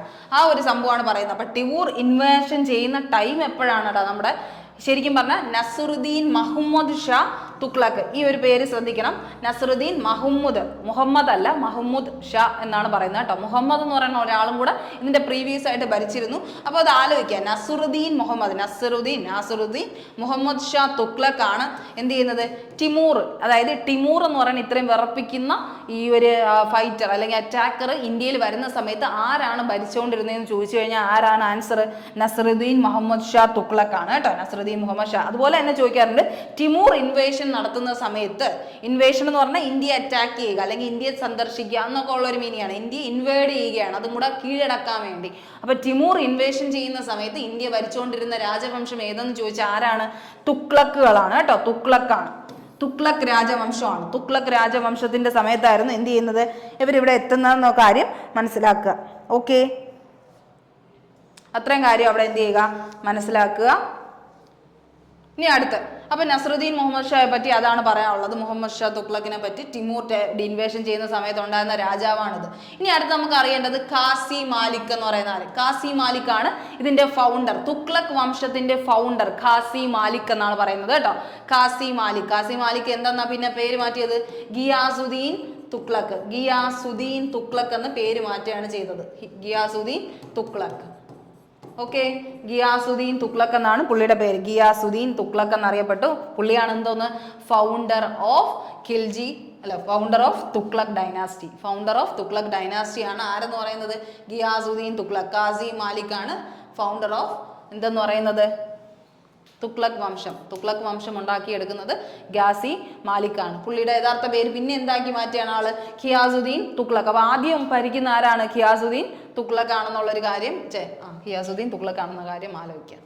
ഓക്കെ, അത്രയും കാര്യം മനസ്സിലാക്കുക. പിന്നെ ഈ ഫിറോസ് ഷാ തുഗ്ലക്കിനെ പറ്റി പറയുകയാണെങ്കിൽ, ഫിറോസ് ഷാ തുഗ്ലക്കിനെ പറ്റി എപ്പോഴും വരുന്ന ഒരു ക്വസ്റ്റ്യൻ. അപ്പൊ കാസി മാലിക്കിനെ പറ്റി ഫൗണ്ടർ എന്നാണ് പറയാറുള്ളത്. ഇനി അടുത്ത് നമ്മുടെ ഫിറോസ് ഷാ തുഗ്ലക്കിനെ പറ്റി പറയുന്നത് ഫത്തേഹാബാദ്, അതായത് പുള്ളിയുടെ ഫിറോസ് ഷാ തുഗ്ലക്കിന്റെ മകനാണ് ഫത്തേ ഖാൻ എന്ന് പറയുന്ന ആള് കേട്ടോ. ഫത്തേ ഖാൻ എന്ന് പറഞ്ഞ ഒരു മോനുണ്ട്. അതുകൊണ്ട് തന്നെ ഫത്തേ ഖാൻ എന്ന് പറഞ്ഞൊരു മോനുണ്ട്. അതുകൊണ്ട് തന്നെ ഫത്തേഹാബാദ് എന്ന് പറയുന്ന ഒരു സ്ഥലം ആണ്. ഫത്തേഹാബാദ് എന്ന് പറഞ്ഞ ഒരു സിറ്റി പണി കഴിപ്പിക്കാൻ പറഞ്ഞിട്ടുണ്ടായിരുന്നു. അതായത് സിറ്റി ഇപ്പോഴും അത് പ്രശസ്തമാണ്. അപ്പൊ ഫിറോസ് ഷാ തുഗ്ലക്കിന്റെ മകനാണ് ഫത്തേ ഖാൻ എന്ന് പറയുന്ന ആള്. അതുകൊണ്ട് ഫത്തേഹാബാദ് എന്ന് പറഞ്ഞ ഒരു സിറ്റി ആര് പണി കഴിപ്പിക്കുകയാണ്, ഫിറോസ് ഷാ തുഗ്ലക്ക് പണി കഴിപ്പിക്കുന്നുണ്ട് കേട്ടോ. അതുപോലെ തന്നെ ഹിസർ എന്ന് പറയുന്ന സിറ്റിയും. അപ്പൊ ഈ സിറ്റിയെ പറ്റിയിട്ട് ചോദിച്ചിട്ടുണ്ടായിരുന്നു മുമ്പ്, ഹിസറും ഫത്തേഹാബാദും. ഇത് ആരുടെ ടൈമിലാണ് ഉണ്ടാക്കിയ, അല്ലെങ്കിൽ ആ ഒരു സിറ്റി പണി കഴിപ്പിക്കുന്ന ആരുടെ, ഏത് തുഗ്ലക്ക് വംശജന്റെ പീരീഡ് ആണെങ്കിൽ ഫിറോസ് ഷാ തുഗ്ലക്കിന്റെ സമയത്താണെന്ന് മനസ്സിലാക്കി വെക്കുക. അത് പറയാൻ വേണ്ടിയിട്ടാണ് പറഞ്ഞത് കേട്ടോ. അപ്പൊ ഫിറോസ് ഷാ തുഗ്ലക്കിന്റെ സമയത്താണ് ഫിറോസ് ഷാ തുഗ്ലക്കിന്റെ ഹിസാർ സിറ്റി ബിൽഡ് ചെയ്തത്. അതുപോലെ തന്നെ മാക്സിമം നമ്പർ ഓഫ് കനാൽസ് കൊണ്ടുവരുന്നത് ആരുടെ ടൈമിലാണ്, ഏറ്റവും കൂടുതൽ അതുകൊണ്ട് ഫാദർ ഓഫ് ഇറിഗേഷൻ എന്ന് വരെ ബ്രിട്ടീഷുകാർ വിശേഷിപ്പിച്ച ആളാണ് ഫിറോസ് ഷാ തുഗ്ലക്ക്. കാരണം അത്രമാത്രം irrigation facilities, agricultural facility develop ചെയ്യാൻ വേണ്ടി maximum number of canals, irrigation, എല്ലാ അഗ്രികൾച്ചർ പ്രോഡക്ട്സിനും എന്ത് വേണമായിരുന്നു, ഇറിഗേഷൻ ഫെസിലിറ്റി വേണമായിരുന്നു. അപ്പം ഫാദർ ഓഫ് ഇറിഗേഷൻ എന്ന പേരിൽ അത്രയും നമ്പർ ഓഫ് കനാൽസ് ആർക്ക് വേണ്ടി, ഇത്രയും ആൾക്കാർക്ക് പെസൻസിനൊക്കെ വേണ്ടി ഉണ്ടാക്കി കൊടുത്ത ആളാണ് ആരെന്ന് പറയുന്ന ഫിറോസ് ഷാ തുഗ്ലക്ക് എന്ന് പറയുന്നത്. അപ്പോൾ മാക്സിമം നമ്പർ ഓഫ് കനാൽസ് കൊണ്ടുവന്നു, ഹിസാർ സിറ്റി ബിൽഡ് ചെയ്തു. അതുപോലെ തന്നെ ഈ പറയുന്ന പോലെ ഫത്തേഹാബാദ് എന്ന് പറയുന്ന സ്ഥലം എന്ത് ചെയ്യുന്നു, പണി കഴിപ്പിക്കുകയും ചെയ്യുന്നത് പുള്ളിയാണ് കേട്ടോ. ഫത്തേഹാബാദ് എന്ന് പറയുന്ന ഇതും കൊണ്ടുവരുന്നത് ആളാണ്. ഫത്തേ ഖാൻ എന്ന് പറഞ്ഞ മകൻ ഉള്ളത് കൊണ്ട് ഇത്രയും കാര്യം അവിടെ മനസ്സിലാക്കുക. ഇനി ഇതിൽ അറിയേണ്ട ഒരു കുറച്ച് കാര്യം എന്ന് പറയണം, ജസിയ എന്ന് പറയുന്ന ഈ ഫിറോസ് ഷാ തുഗ്ലക്ക് എന്ത് ചെയ്യുന്നുണ്ട്, കുറച്ച് ടൈം പീരീഡ്, അതായത് മുഹമ്മദ് ബിൻ തുഗ്ലക്കിന് ശേഷം വരുന്നതാണ്, എന്നാലും കുറച്ച് സമയം എന്ത് ചെയ്യുകയാണ്, നല്ല കാര്യങ്ങളല്ല, അന്നത്തെ കാലത്ത് അവർക്ക് കുറച്ച് കുറച്ച് റിവന്യൂ ടൈപ്പ് ആയിട്ടുള്ള സംഭവങ്ങൾ, ടാക്സ് രീതിക്കുള്ള കുറച്ച് കാര്യങ്ങൾ എന്ത് ചെയ്യുന്നുണ്ട്, കൊണ്ടുവരുന്നുണ്ടായത്. അപ്പം ജസിയ അല്ലെങ്കിൽ ജിസയ എന്നൊക്കെ പറഞ്ഞ് ചോദിക്കുകയാണെങ്കിൽ, ജസിയ എന്ന് പറഞ്ഞാൽ റിലീജിയസ് ടാക്സ് ആണ് കേട്ടോ, റിലീജിയസിന് എഗെയിൻസ്റ്റ് ആയിട്ടുള്ള റിലീജിയൻ ടാക്സ് ആണ്, റിലീജിയന് വേണ്ടിയുള്ള ഒരു ടാക്സ് ആയിരുന്നു ജസിയ എന്ന് പറയുന്നത്. അതുപോലെ കരാജ് എന്ന് പറയുന്ന ടാക്സ് എന്തിനുള്ളതായിരുന്നു, ലാൻഡിനുള്ള ടാക്സ് ആയിരുന്നു, ലാൻഡ് ടാക്സ് ആയിരുന്നു. അത് കഴിഞ്ഞ് സാക്കത്ത് എന്ന് പറയുന്ന ഒരു ഇതും കൂടെ ഉണ്ടായിരുന്നു, സാക്കത്ത് അതെന്താണ്, പ്രോപ്പർട്ടി ടാക്സ് ആണ് കേട്ടോ, പ്രോപ്പർട്ടി ടാക്സ്. അപ്പൊ ഇത്രയും 3 ടാക്സും കൂടെ ആര് ഇൻട്രൊഡ്യൂസ് ചെയ്തു, ഫിറോസ് ഷാ തുഗ്ലക്ക് ഇൻട്രൊഡ്യൂസ് ചെയ്തു എന്നുള്ളൊരു കാര്യം മനസ്സിലാക്കുക. ജസി അല്ലേ, അപ്പൊ ജിസിയ എന്നൊക്കെ ആലോചിച്ച് ജീസസ്, അപ്പൊ എന്താണ്, റിലീജിയസ് ടാക്സ് ആണ്. ശരിക്കും പറഞ്ഞാൽ അത് എന്തിനു വേണ്ടിയാണ്, ബ്രാഹ്മൺസിന് വേണ്ടി എഗെയിൻസ്റ്റ് ആയിട്ട് ആ സമയത്തുണ്ടായിരുന്ന ബ്രാഹ്മൺസിന് ഈടാക്കിക്കൊണ്ടിരുന്ന റിലീജിയസ് ടാക്സ് ആണ് കേട്ടോ, ബ്രാഹ്മൺസിന് ഈടാക്കിക്കൊണ്ടിരുന്ന ടാക്സ് ആണ് ജസിയ. കരാജ്, കരമടയ്ക്കുന്ന എന്തിനായിരിക്കും ഇവിടെ, ലാൻഡിനല്ലേ, അപ്പൊ ലാൻഡ് ടാക്സ് കരാജ്, അത് ചോദിച്ചിട്ടുണ്ട്. ലാൻഡ് ടാക്സ് ഏതാണ്, കരാജ് ആണ്. കൊണ്ടുവന്നത് ആരാണ്, ഫിറോസ് ഷാ തുഗ്ലക്ക് ആണെന്നും കൂടെ മനസ്സിലാക്കുക. സാക്കത്ത് ചോദിച്ച് കണ്ടിട്ടില്ല, എന്നാലും മനസ്സിലാക്കി വെക്കുക, പ്രോപ്പർട്ടി ടാക്സ് ആണ് സാക്കത്ത് എന്ന് പറയുന്നത് കേട്ടോ. അപ്പൊ ഇത്രയും കാര്യങ്ങൾ പുള്ളി എന്ത് ചെയ്തു, ഇൻട്രൊഡ്യൂസ് ചെയ്യുന്നു. ഈ ജസിയ എന്ന് പറയുന്ന സാധനം പിന്നെ ആരാണ് അബോളിഷ് ചെയ്യുന്നത്, നമ്മുടെ അക്ബർ ആണ് പിന്നെ എന്ത് ചെയ്യുന്നത്, അതിനെ അബോളിഷ് ചെയ്യുന്നത്. അക്ബർ വന്നിട്ട് കുറെ കാര്യങ്ങൾ അബോളിഷ് ചെയ്തല്ലോ, ഈ ഡ്രിങ്കിങ്, ലിക്കർ ഫെസിലിറ്റീസ്, അങ്ങനത്തെ കുറെ കാര്യങ്ങളൊക്കെ അബോളിഷ് ചെയ്യുന്നത്, പുറത്തൊക്കെ ഉള്ള കുറെ വാർ ഫൈറ്റ്സ്, അങ്ങനത്തെ കുറെ കാര്യങ്ങളൊക്കെ അബോളിഷ് ചെയ്യുന്ന ആരാണ്, നമ്മുടെ സ്ലേവറിയൊക്കെ അബോളിഷ് ചെയ്യുന്ന ആളാണ് അക്ബർ. അപ്പൊ അക്ബർ ആണ് എന്തും അബോളിഷ് ചെയ്തത്, ജസിയയും അബോളിഷ് ചെയ്യുന്നത്, റിലീജിയസ് ടാക്സ്, നമ്മുടെ ബ്രാഹ്മണൻസിന് അഗെയിൻസ്റ്റ് ആയിട്ട് നടത്തിക്കൊണ്ടിരുന്ന ടാക്സും വെട്ടി കുറയ്ക്കുന്നത് അല്ലെങ്കിൽ അബോളിഷ് ചെയ്യുന്നത് ആരായിരുന്നു, നമ്മുടെ അക്ബർ ആയിരുന്നു. അപ്പൊ കൊണ്ടുവന്നത് ശരിക്കും പറഞ്ഞാൽ ഫിറോസ് ഷാ തുഗ്ലക്ക് എന്ന് പറഞ്ഞ ആളാണ് കേട്ടോ. അപ്പൊ ഇത്രയും കാര്യം അവിടെ നിന്ന് എന്ത് ചെയ്യുക, മനസ്സിലാക്കുക. ഇനി എന്താണ്, official language of Delhi sultanate. ഇത്രയും ഡൽഹി സുൽത്താനേറ്റ്, നിങ്ങൾക്ക് 5 ഡൽഹി സുൽത്താനേറ്റ് ആണുള്ളത്. അവരുടെ ടൈം പീരീഡും പഠിക്കണം, കാരണം ചോദിക്കാറുണ്ട്, ക്വസ്റ്റ്യൻസ് വരാറുണ്ട്. അപ്പോൾ ഈ ടൈം പീരീഡ് എന്ത് ചെയ്യുക, നന്നായിട്ട് മനസ്സിലാക്കി തന്നെ പഠിച്ചു പോവുക. ആരൊക്കെയാണ് ആദ്യം വന്നത്, ഡൈനാസ്റ്റീസ് എന്തൊക്കെയാണ്, അതുപോലെ തന്നെ അവരുടെ ഏറ്റവും കൂടുതൽ അവർ സംസാരിച്ചിരുന്ന ഭാഷ. നമ്മൾ പറഞ്ഞല്ലോ, നമ്മളിപ്പോൾ വരുന്നത് സ്ലേവ് ഡൈനാസ്റ്റി ആയാലും എന്താണ്, ഡൽഹി സുൽത്താനേറ്റ് എന്ന് പറയുമ്പോൾ ആരാണ്, നമ്മുടെ സ്ലേവ് ഡൈനാസ്റ്റി. ആദ്യം എന്താണ്, സ്ലേവിന്റെ ഡൈനാസ്റ്റി, മാംലൂക്ക് ഡൈനാസ്റ്റി എന്നൊക്കെ അറിയപ്പെടുന്ന സ്ലേവ് ഡൈനാസ്റ്റി, മാംലൂക്ക് ഡൈനാസ്റ്റി എന്നും പറയാറുണ്ട്, മാംലൂക്ക് ഡൈനാസ്റ്റി. ഓക്കെ, ഇതിൻ്റെ അകത്താണ് ഇൽത്തുമിഷ്, ബാൽബൻ അങ്ങനെയൊക്കെ ഉള്ള നമ്മുടെ മുഹമ്മദ് ബിൻ കുത്തബുദ്ദീൻ ഐബക്ക് ഒക്കെ ഉള്ളത് ഏതിനകത്താണ്, നമ്മുടെ സ്ലേവ് ഡൈനാസ്റ്റിക്കകത്താണ്. ആദ്യം വരുന്നത് അവരാണ്, സ്ലേവുകാരാണ് ആദ്യം ഉണ്ടാവുന്നത്. പിന്നെയാണ് എന്ത് വരുന്നത്, ഖിൽജി വംശം ഉണ്ടാവുന്നത്. അത് കഴിഞ്ഞ് തുഗ്ലക്ക് വംശം, അത് കഴിഞ്ഞ് സെയ്ദ് വംശം, അത് കഴിഞ്ഞ് ലോധി ഡൈനാസ്റ്റി. ഇങ്ങനെയാണ് 5 ഡൈനാസ്റ്റി ആയിട്ടാണ് ഡൽഹി സുൽത്താനേറ്റിനെ തിരിച്ചിട്ടുള്ളത്. അപ്പോൾ ആദ്യം വരുന്നത് നമ്മുടെ സ്ലേവ് ഡൈനാസ്റ്റിയാണ്. അത് എത്രയാണ്, 1206 തൊട്ട് 1290 വരെ. ഇവരുടെ ഒഫീഷ്യൽ ലാംഗ്വേജ് എല്ലാം എന്താണ്, പേർഷ്യൻ ആണ്. പേർഷ്യൻ, കാരണം ഇവർ വന്ന ആ ഒരു അഫ്ഗാൻ ഏരിയയിൽ നിന്നാണ് ഇവർ എന്ത് ചെയ്യുന്നത്, ഇൻവാഷൻ ചെയ്ത് ഇങ്ങോട്ടേക്ക് ഇന്ത്യയിലേക്ക് ഒരു കടന്നാക്രമണം നടത്തുന്നത്. അപ്പോൾ അഫ്ഗാൻ, കാരണം ഈ നമ്മൾ നേരത്തെ ആദ്യം പറഞ്ഞ പോലെ മുഹമ്മദ് ഗസ്നിയുടെയൊക്കെ ഒരു സ്ലേവ് ആയിട്ടൊക്കെ വന്നവരാണ് പിന്നെ എന്ത് ചെയ്തിരിക്കുന്നത് എന്ന് വെച്ചാൽ, പുള്ളിയുടെ കൂടെ ഇവിടെ വാറിനും കമാൻഡോസ് ആയിട്ടൊക്കെ വന്ന ആൾക്കാരാണ് പിന്നെ എന്ത് ചെയ്തത്, ഇന്ത്യ ഭരിക്കാൻ തുടങ്ങിയത്. അതാണ് ശരിക്കും പറഞ്ഞാൽ കുത്തബുദ്ദീൻ ഐബക്ക് പോലെയൊക്കെ ഉള്ള ആൾക്കാർ സ്ലേവ് ഡൈനാസ്റ്റിക്ക് എന്ത് ചെയ്യുന്നു, തുടക്കം കുറിക്കുന്നത്. പിന്നെ വരുന്ന ഖിൽജി ഡൈനാസ്റ്റി, ഏറ്റവും കുറവ് കാലം ഭരിച്ച ഡൈനാസ്റ്റി ഏതെന്ന് ചോദിച്ചാൽ ആരാണ്, അലാവുദ്ദീൻ ഖിൽജിയൊക്കെ ഭരിച്ചിരുന്ന ഖിൽജി ഡൈനാസ്റ്റി. ഷോർട്ട് പീരീഡിൽ ഭരിച്ചുകൊണ്ടിരുന്ന ഡൽഹി ഡൈനാസ്റ്റി, ഡൽഹി സുൽത്താനേറ്റ് ആരാണ്, ഖിൽജി ഡൈനാസ്റ്റി. അതേസമയം ഏറ്റവും കൂടുതൽ ടൈം ലോങ്ങസ്റ്റ് പീരീഡ് ആരാണ്, തുഗ്ലക്ക്. ഓക്കെ, തുഗ്ലക്ക് ആണ് ലോങ്ങസ്റ്റ് പീരീഡ്, ഖിൽജി എന്താണ്, ഖിൽജി കുറവ് പീരീഡും ലോങ്ങസ്റ്റ് പീരീഡ് തുഗ്ലക്കുമാണ്. അത് കഴിഞ്ഞ് വരുന്നതാണ് സെയ്ദ്. ഈ തുഗ്ലക്കിന്റെ ലാസ്റ്റ് ആളായിരുന്നു നസറുദ്ദീൻ, നമ്മൾ നേരത്തെ പറഞ്ഞ നസറുദ്ദീൻ മുഹമ്മദ് ഷാ തുഗ്ലക്ക്. ടിമൂറുകാർ വരുമ്പോൾ തോറ്റു പോകുന്ന ഒരു ടൈമാണ് ഏത് വരുന്നത്, തുഗ്ലക്കുകാർക്ക് വരുന്നത്. അപ്പൊ ടിമൂർ ഡൈനാസ്റ്റിയിലുള്ള അടുത്ത് വരുന്ന ആളാണ് ശരിക്കും പറഞ്ഞാൽ ഖിസിർ ഖാൻ എന്ന് പറയുന്ന ആളാണ്. ഖിസിർ ഖാൻ ആണ് ഏതിന്റെ ഫൗണ്ടർ, സെയ്ദ് ഡൈനാസ്റ്റിയുടെ ഫൗണ്ടർ കേട്ടോ, ഖിസിർ ഖാൻ. പുള്ളി മാത്രമേ അത്രയും ഫൈറ്റർ, അത്രയും നല്ല ഒരു റൂളർ ആയിട്ട് ഉണ്ടായിരുന്നുള്ളൂ. അതുകൊണ്ട് സെയ്ദ് വംശവും അത്യാവശ്യം കുറച്ച് കാലം നിന്നിട്ട് പിന്നെ എന്താണ്, ബ്രേക്ക് ആയി പോവുകയാണ് ചെയ്യുന്നത്. അപ്പൊ നല്ലൊരു ഭരണം കാഴ്ചവെച്ചത് ഖിസിർ ഖാൻ ആണ്. പുള്ളിയാണ് എന്തെന്ന് പറയുന്നത്, അതിന്റെ ഫൗണ്ടർ എന്ന് പറയുന്നത്, സെയ്ദ് ഡൈനാസ്റ്റിയുടെ ഫൗണ്ടർ. പിന്നെ ഇതിൽ ലോധി വരുന്നതിന് ശേഷമാണ് മിഡീവൽ പീരീഡ് ഉണ്ടാകുന്നത്. ലോധി എന്ന് പറയുന്നത് ഇബ്രാഹിം ലോധിയൊക്കെ വന്ന് മുഹമ്മദ് ലോധിയൊക്കെ വന്നതിന് ശേഷം അത് പിന്നെ കൈമാറുന്നതാണ് ആരിലേക്ക്? മിഡീവൽ പീരീഡിലുള്ള നമ്മുടെ മുഗൾസിലേക്ക്. ബാബറിൽ നിന്ന് തുടങ്ങുന്ന ബാറ്റിൽ ഓഫ് പാനിപ്പട്ടിൽ നിന്ന് തുടങ്ങുന്ന അടുത്ത ഒരു മിഡീവൽ ചരിത്രം എന്ന് പറയുന്നത്. അപ്പൊ അത്രയും കാര്യം എന്ത് ചെയ്യുന്നത്? ഡൈനാസ്റ്റി ഓഫ് ഡൽഹി എന്ന് മനസ്സിലാക്കുക. അപ്പൊ ഷോർട്ടസ്റ്റ് പീരീഡ് ഭരിച്ചത് ഖിൽജിയും ലോങ്ങസ്റ്റ് പീരീഡ് തുഗ്ലക്കും ആണെന്ന് മനസ്സിലാക്കുക. സ്ലേവ് കാ തുക്ക് സാലോ എന്ന് പറഞ്ഞ് കാണാതെ കോഡ് വെച്ച് പഠിക്കുക. സ്ലേവ് കാ തുക്ക് സാലോ, സ്ലേവ് കാ തുക്ക് സാലോ. സ്ലേവ് ഖിൽജി എന്ന് ആലോചിക്കുക. തുക്ക് തുഗ്ലക്കാണെന്ന് ആലോചിക്കുക. സെയ്ദ് ആണെന്ന് ആലോചിക്കുക. ലോധി ലോധി എന്ന് പറയുന്നത് ലോധി ഡൈനാസ്റ്റി തന്നെയാണ്. അപ്പൊ സ്ലേവ് കാ തുക്ക് സാലോ എന്ന് പറഞ്ഞ ഓർഡറിൽ ഈ 5 പേരെയും വർഷം വെച്ച് നന്നായിട്ട് മനസ്സിലാക്കി പഠിച്ചോണം. ഓക്കെ, അത്രയും കാര്യങ്ങൾ എന്ത് ചെയ്യുക? മസ്റ്റായിട്ട് ചെയ്യാൻ വേണ്ടി ശ്രമിക്കുക. ഇതും ഒരു ക്വസ്റ്റ്യൻ ആയിട്ട് വന്നിട്ടുള്ളതാണ്. ഏത്? ലാംഗ്വേജ് ഓഫ് ഡൽഹി സുൽത്താനേറ്റ് എന്താണ്? പേർഷ്യൻ ആണ് കേട്ടോ. പേർഷ്യൻ ലാംഗ്വേജിങ് ആണ് അവർക്ക് വരുന്നത്. ഇനി അടുത്ത question, which power were the Badami or Vatapi Chalukyas originally subjects of? Badami എന്നൊക്കെ പറയുന്ന ഏറ്റവും സൗത്ത് ഇന്ത്യയൊക്കെ ഭരിച്ചിരുന്ന ആൾക്കാരാണ് ബഡാമി വംശജർ എന്ന് പറയുന്നത്. ബഡാമി വാതാപി എന്ന് ആദ്യം അറിയപ്പെട്ടിരുന്നു, പിന്നെ അത് മാറ്റി എന്താക്കി? ബഡാമി എന്ന് മാറ്റി. പിന്നെ അവരെന്താണ്? ചാലൂക്യന്മാര്. എന്താണ് ചാലൂക്യ എന്ന് പറയുന്നത് എന്താണ്? ചാലൂക്യ എന്ന് കേൾക്കുമ്പോഴേ നമ്മുടെ മനസ്സിലേക്ക് ഓടി എത്തേണ്ടത് എന്താണ്? പട്ടടയ്ക്കൽ ഡാൻസ് ഫെസ്റ്റിവൽ അല്ലെങ്കിൽ പട്ടടയ്ക്കൽ മോണുമെന്റ്സിന്റെ നിർമ്മാതാവ് എന്ന് പറയുന്ന ആരാണ്? ശരിക്കും പറഞ്ഞാൽ അത് ഉണ്ടാക്കിയെടുത്തിരിക്കുന്ന ആരാണ്? Pattadakal monuments. A group of ചാലൂക്യക്കാരാണ് എന്ത് ചെയ്തിരിക്കുന്നത്? പട്ടടയ്ക്കൽ ഉണ്ടാക്കിയിരിക്കുന്നത് കേട്ടോ.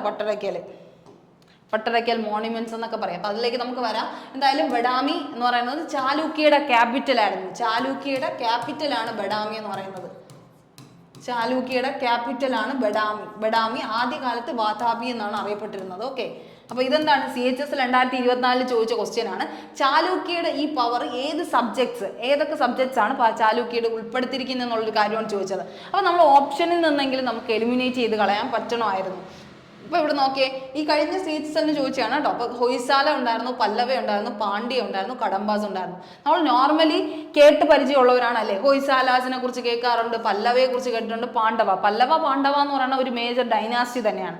അപ്പോൾ അവരൊരിക്കലും പിന്നെ ഒരു ചാലൂക്യ എന്ന് പറഞ്ഞ ഒരു ഗ്രൂപ്പിലേക്ക് പോകില്ല എന്ന് മനസ്സിലാക്കണം.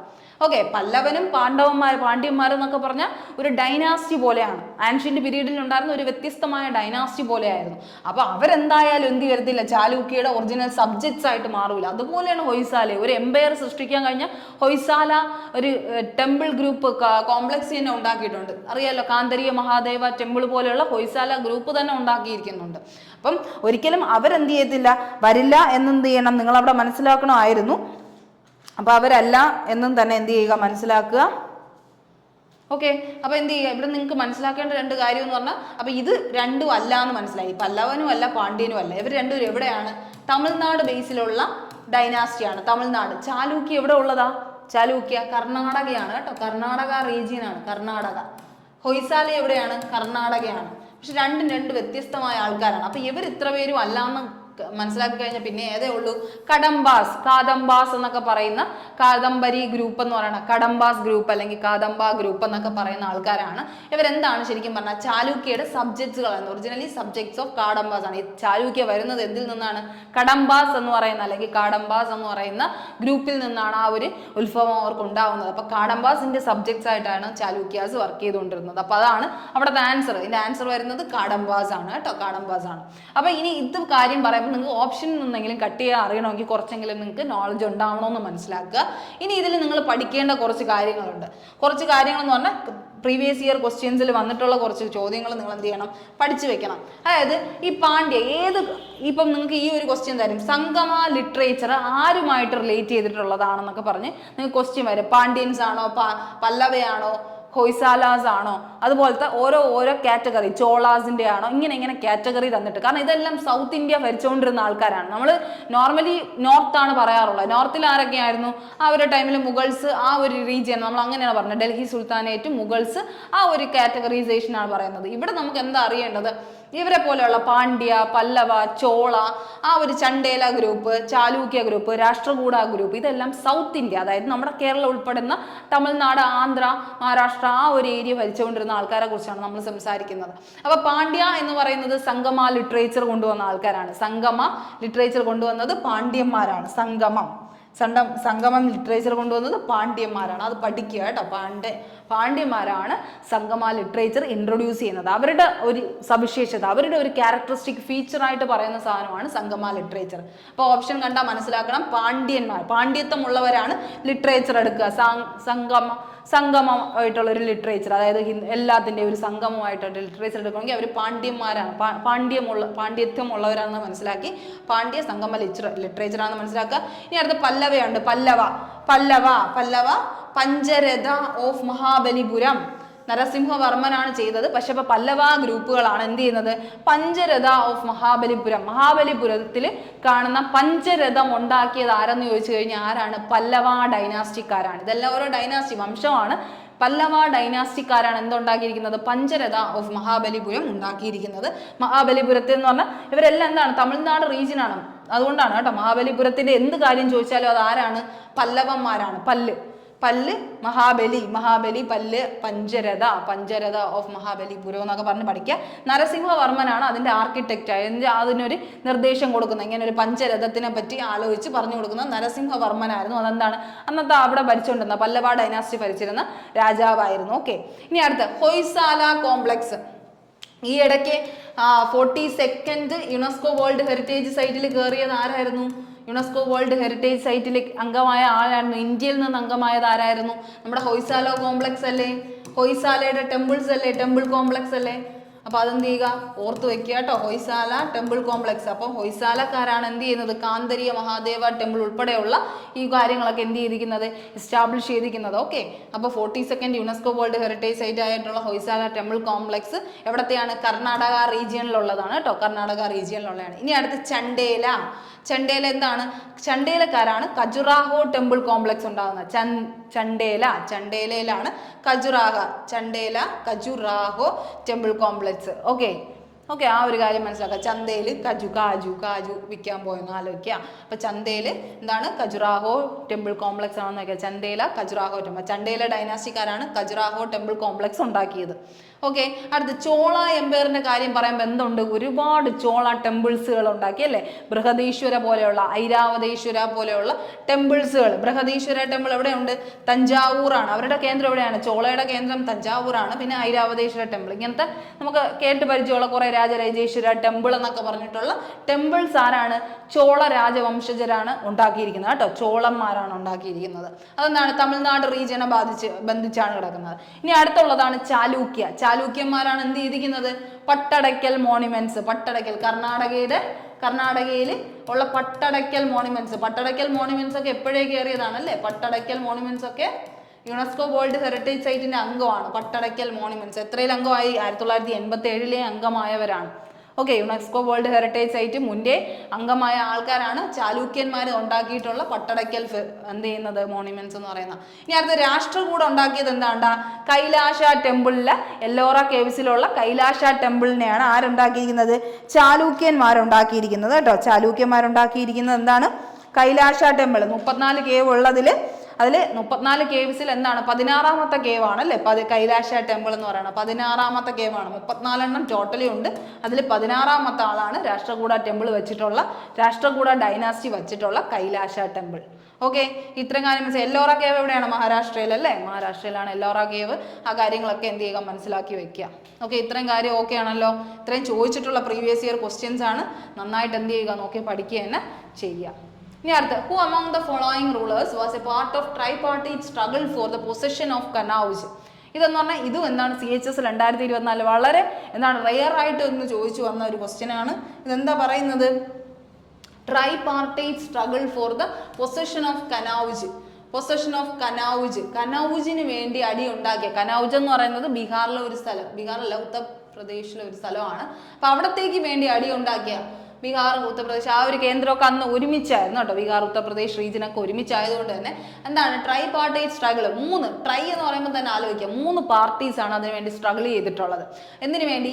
കനൌജ് എന്ന് പറയുന്ന അന്നത്തെ മെയിൻ സിറ്റി സെൻറ്റർ ആയിട്ടുള്ള കനൌജിനെ നമുക്ക് വേണം എന്നുള്ള രീതിയിലേക്ക് എന്ത് ചെയ്തത്? വാക്ക് തർക്കവും അങ്ങനെ ആയിട്ട് നിന്ന ആളാണ് ആരെന്ന് പറയുന്നത്? ആരൊക്കെയാണ്? ആ ഡൈനാസ്റ്റിക്കാരെ ആലോചിച്ച് വയ്ക്കുക. ട്രൈപാർട്ടീറ്റ് സ്ട്രഗിൾ നടക്കുന്നത് 3 ഡൈനാസ്റ്റിയാണ്. ഒന്നെന്ന് പറയുന്നത് പാലാ വംശജർ, 2 എന്ന് പറയുന്നത് രാഷ്ട്രകൂട വംശജർ, 3 എന്ന് പറയുന്നത് പ്രതിഹാരാസ് വംശജർ. ഇങ്ങനെ 3 ഡൈനാസ്റ്റികളാണ്. പ്രതിഹാര, പാല, രാഷ്ട്രകൂട. പ്രതിഹാര, പാല, രാഷ്ട്രകൂട കൂടെ ചേർന്നിട്ടാണ് ഈ അടി ഉണ്ടാവുന്നത്. ഈ ഒരു കനൗജ് എന്ന് പറയുന്ന ഒരു സെന്ററിന് വേണ്ടിയായിട്ട് അടി ഉണ്ടാക്കുക. ആ രാജ്യം എനിക്ക് വേണം, അല്ലെങ്കിൽ ആ ഒരു ഭാഗം എനിക്ക് വേണോ എന്നുള്ള രീതിയിലേക്ക് അടി ഉണ്ടാക്കിയത് ആരാന്ന് ചോദിച്ചു കഴിഞ്ഞാൽ ഈ ഉള്ളവരിൽ ആരെന്നാണ് ചോദിക്കുന്നത്. നമുക്കറിയാം പാല ഡൈനാസ്റ്റിക്കാരുണ്ട്, പ്രതിഹാര ഡൈനാസ്റ്റിക്കാരുണ്ട്, രാഷ്ട്രകൂടം ഉണ്ട്. ഇത്രയും നമ്മൾ മാക്സിമം പഠിക്കുമായിരിക്കും. അപ്പം ഇതിൽ ആരാണെന്ന് ചോദിച്ചു കഴിഞ്ഞാൽ നമുക്ക് ചിലപ്പോൾ എന്ത് ചെയ്യാൻ പറ്റില്ല, ഗസ് ചെയ്യാൻ പറ്റില്ല. കാരണം ഇപ്പൊ നോക്കിക്കഴിഞ്ഞാൽ ധർമ്മപാലയും ഉണ്ട്. ധർമ്മപാലയെ കുറിച്ച് നിങ്ങൾ കേട്ടിട്ടുണ്ടായിരിക്കും. വിക്രമശില ഉണ്ടാക്കിയതല്ലേ, വിക്രമശില എന്ന് പറയുന്ന യൂണിവേഴ്സിറ്റി ഉണ്ടാക്കിയത് ധർമ്മപാലയാണ്. അപ്പൊ അതൊരു പാല ഡൈനാസ്റ്റി എന്ന് പറയുമ്പോൾ നമുക്ക് പാല ക്ലിക്ക് ആവും. അപ്പൊ ധർമ്മപാല ആയിരിക്കും എന്ന് വിചാരിക്കും. പക്ഷെ ഇവിടെ നോക്കുമ്പോൾ മഹേന്ദ്രപാൽ എന്ന് പറയുന്ന ഒരാളും കൂടെ ഉണ്ട്. അതുകൊണ്ടാണ് പാല ഡൈനാസ്റ്റിയിലുള്ള ആണോ എന്ന് നമുക്ക് എന്ത് ചെയ്യും, പെട്ടെന്ന് തോട്ട് വരും അല്ലേ. അല്ലെങ്കിൽ പൃഥ്വിരാജ് 3 എന്ന് പറയുന്ന ആളുണ്ട്, അതേപോലെ തന്നെ യശോവർമ്മൻ എന്ന് പറയുന്ന ആളുണ്ട്. ഇതൊക്കെ എന്താണ്, വർമ്മൻ എന്ന് പറഞ്ഞാൽ വർമ്മ ഡൈനാസ്റ്റിയിലുള്ള ആൾക്കാരൊക്കെയാണ് കേട്ടോ. ഇത്രയും കാര്യങ്ങളുള്ളതുകൊണ്ട് നമുക്കൊരു ഡൗട്ട് തോന്നാം അല്ലേ, നമുക്കൊരു ഡൗട്ട് തോന്നാം എവിടെയാണ് വരുന്നതെന്നുള്ളൊരു കാര്യം വരാം.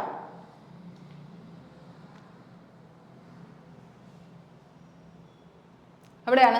ഇതുപോലെയാണ് ഇവരുടെയൊക്കെ ഒരു സ്ട്രഗിൾ കൊണ്ടാണ്, അതായത് ഈ ട്രൈ പാർട്ടൈറ്റ് സ്ട്രഗിൾ ഇവിടെ ഇങ്ങനെ ഇത്രയും സ്ട്രഗിൾ നടക്കുന്നതിൻ്റെ ഇടയ്ക്ക് പ്രതിഹാരാസ് ആണ് ഇത് വോൺ ചെയ്യുന്നത്, വിജയിക്കുന്നത് പ്രതിഹാരാസ് ആണ് കേട്ടോ. അപ്പോൾ പ്രതിഹാര ഡൈനാസ്റ്റി ജയിക്കുന്നു. പക്ഷെ എന്ത് സംഭവിക്കുന്നു, ഇതിൻ്റെ ഇടയ്ക്ക് ഒരുപാട് ഫൈറ്റ് നടന്ന് ഒരുപാട് പേര് മരിക്കുന്നുണ്ട്. അപ്പം ശരിക്കും പറഞ്ഞാൽ ഇന്ത്യയിലേക്ക് മറ്റൊരു, കാരണം ഇവരൊക്കെ നല്ല പവർഫുൾ ആൾക്കാരാണ്. ഇത്രയും ഡൈനാസ്റ്റി എന്ന് പറയുന്നതൊക്കെ രാഷ്ട്രകൂട ഡൈനാസ്റ്റി, പാല ഡൈനാസ്റ്റി, പ്രതിഹാരമൊക്കെ ഭയങ്കരമായിട്ടും പവർഫുൾ എന്ന് പറഞ്ഞൊരു പൊസിഷനിൽ നിന്ന ആൾക്കാരാണ്. ഇവർക്കെല്ലാം ആകെ എന്ത് ചെയ്തു, ഒരു കൊളാപ്സ് ഉണ്ടാവുകയാണ്. കാരണം ഇത്രയും ഒരു ഫൈറ്റ് ഇവരുടെ ഇടയിൽ തന്നെ നടക്കുമ്പോൾ ഫൈറ്റ് ഉണ്ടായി. ഇതൊക്കെ കൊണ്ടാണ് ശരിക്കും പറഞ്ഞാൽ എന്ത് വരുന്നത്, അറേബ് ഇൻവാഷൻസ് ഉണ്ടാകുന്നത്. നമ്മുടെ ഇന്ത്യയിലേക്ക് ബാക്കിയുള്ള രാജ്യക്കാർ കടന്നാക്രമിക്കാൻ കാര്യം സ്വന്തം രാജ്യത്ത് നിന്ന് തന്നെ അങ്ങോട്ടും ഇങ്ങോട്ടും ഫൈറ്റ് ഉണ്ടായതിനു ശേഷം നമ്മളെ ഒരു സിസ്റ്റം തന്നെ തകർന്നതിന് ശേഷമാണ്. അപ്പൊ അത്രയും കാര്യം വെച്ചാൽ ഇവരുടെ ഒരു പ്രോസസ്സിങ് കൂടെയാണ് ശരിക്കും പറഞ്ഞാൽ ഇവിടെ എന്ത് ചെയ്തു, നോർത്തേൺ ഇന്ത്യ മൊത്തത്തിൽ വീക്കൻ ആവുന്നത്. ഈ കനൗജ് എന്ന് പറയുന്നത് ഉത്തർപ്രദേശ് റീജിയൻ ആണ്. അപ്പൊ അത് മൊത്തം അങ്ങ് എന്ത് ചെയ്യാണ്, തകരയാണ്. ആ സമയത്താണ് ശരിക്കും പറഞ്ഞാൽ ഈ പേർഷ്യൻസും അതുപോലെ തന്നെ ഈ അറേബ് ഇൻവേഷൻസ് ഒക്കെ ഈ സമയത്താണ് നടക്കുന്നത്. അപ്പൊ ഇവരുടെ ഒരു കാര്യം കൊണ്ടാണ് ഇതൊക്കെ ഉണ്ടായതെന്നും കൂടെ മനസ്സിലാക്കുക. പക്ഷെ ജയിക്കുന്നത് ആരാണ്, ഗുർജാര. എന്തായാലും ഇത് ജയിച്ചത് ഗുർജാര പ്രതിഹാര എന്നാണ് അവരുടെ പേര് കേട്ടോ, ഗുർജാര പ്രതിഹാരാസ്. അതിലുണ്ടായിരുന്ന ആൾക്കാരാണെന്ന് മാത്രം പഠിച്ചു വെക്കുക. വത്സരാജ, നാഗഭട്ട, ഇന്ദ്രായുധ, ഇത്രയും 3 ആൾക്കാർ പ്രതിഹാര ഡൈനാസ്റ്റിയിലുള്ളവരായിരുന്നു കേട്ടോ. പക്ഷെ ജയിക്കുന്ന ആരാണ് ശരിക്കും പറഞ്ഞാൽ, നാഗഭട്ട. പ്രതിഹാരം വീട്ടുന്ന ആര് തന്നെയാണ്, നാഗഭട്ട എന്ന് പറയുന്നത്. നാഗ പ്രതിഹാരം വീട്ടുന്നു എന്ന് ആലോചിച്ചിട്ട് നാഗഭട്ടയാണ് ശരിക്കും പറഞ്ഞാൽ പ്രതിഹാരയെ ഈ ഒരു വിജയത്തിലേക്ക് കൊണ്ടെത്തിക്കുന്നത്. നാഗഭട്ട 2ാമൻ എന്ന് പറയുന്ന ആളാണ് പ്രതിഹാരയെ ജയിപ്പിക്കുന്നത്.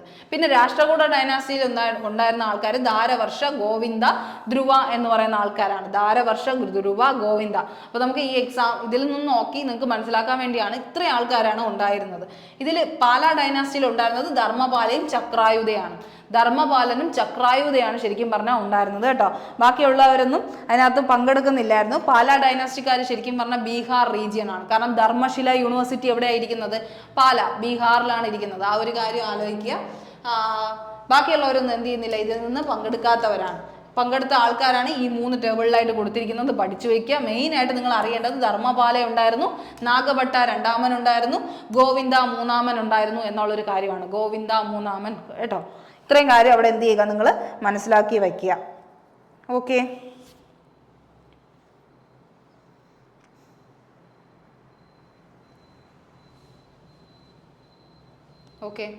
ഇത് 3 അല്ല കേട്ടോ, ഇത് വർമ്മൻ ഡൈനാസ്റ്റിയാണ്. അങ്ങനെയെങ്കിലും നിങ്ങൾക്ക് മനസ്സിലാക്കാൻ പറ്റുന്നെങ്കിൽ അങ്ങനെയെങ്കിലും മനസ്സിലാക്കുക. യശോവർമ്മൻ എന്ന് പറഞ്ഞാൽ Varma dynasty, Varman dynasty, Vardhan dynasty ആ ഒരു ടൈമിലുള്ള. മഹേന്ദ്രപാൽ എന്ന് പറയുന്നത് പാൽ ഡൈനാസ്റ്റി ആണെങ്കിൽ, പാല ഡൈനാസ്റ്റി ആണെങ്കിലും പുള്ളി പിന്നെ വരുന്ന ആളാണ്. ഇനി അടുത്ത പൃഥ്വിരാജ് 3 എന്ന് പറയുന്ന ശരിക്കും പറഞ്ഞാൽ പൃഥ്വിരാജ് ചൗഹാൻ എന്ന് പറയുന്ന ആളാണ് കേട്ടോ.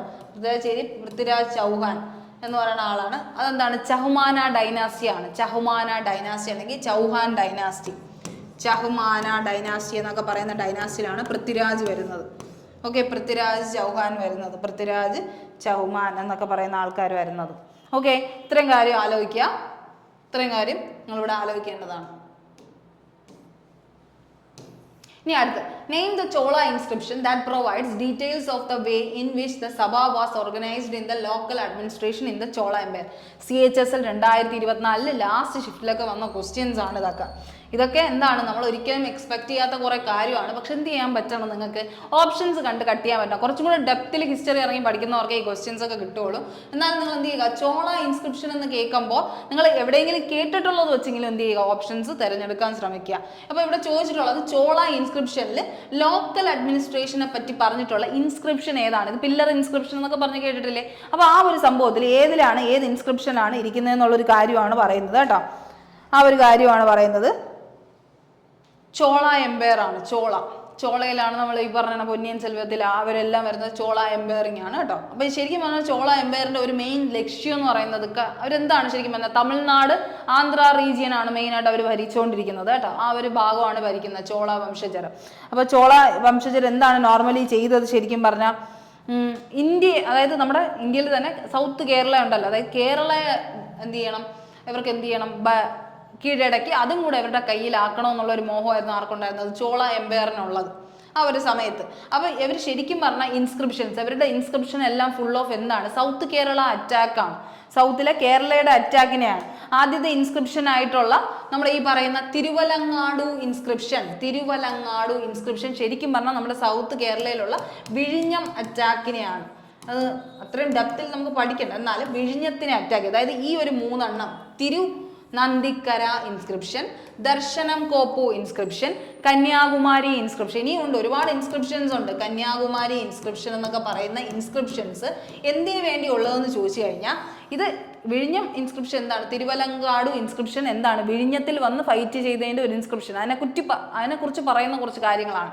തിരുനന്ദിക്കര ഇൻസ്ക്രിപ്ഷൻ എന്ന് പറയുന്നതും ഇതുപോലെ ലാമ്പിംഗ് ആണ്, ലൈറ്റനിങ് ആണ്. എന്ന് വെച്ചാൽ ഒരു സ്ഥലത്ത് നമ്മൾ എന്ത് ചെയ്യണം, ഇവർ ഇവിടെ വന്നതിൻ്റെ ഒരു ഇതായിട്ട് ലൈറ്റിംഗ് ചെയ്യുന്നതാണ്, ലാമ്പ് ലൈറ്റിംഗ് ആണ്. ത്രൂ ഔട്ട് എന്ത് ചെയ്യും, അവിടെ ലൈറ്റ് കത്തിച്ച് വെച്ചിട്ട് എന്ത് ചെയ്യും, ആ ഒരു ഇൻസ്ക്രിപ്ഷൻ എന്ത് ചെയ്യുന്ന ഭാഗമാവുന്ന ഒരു കാര്യമാണ് കേട്ടോ.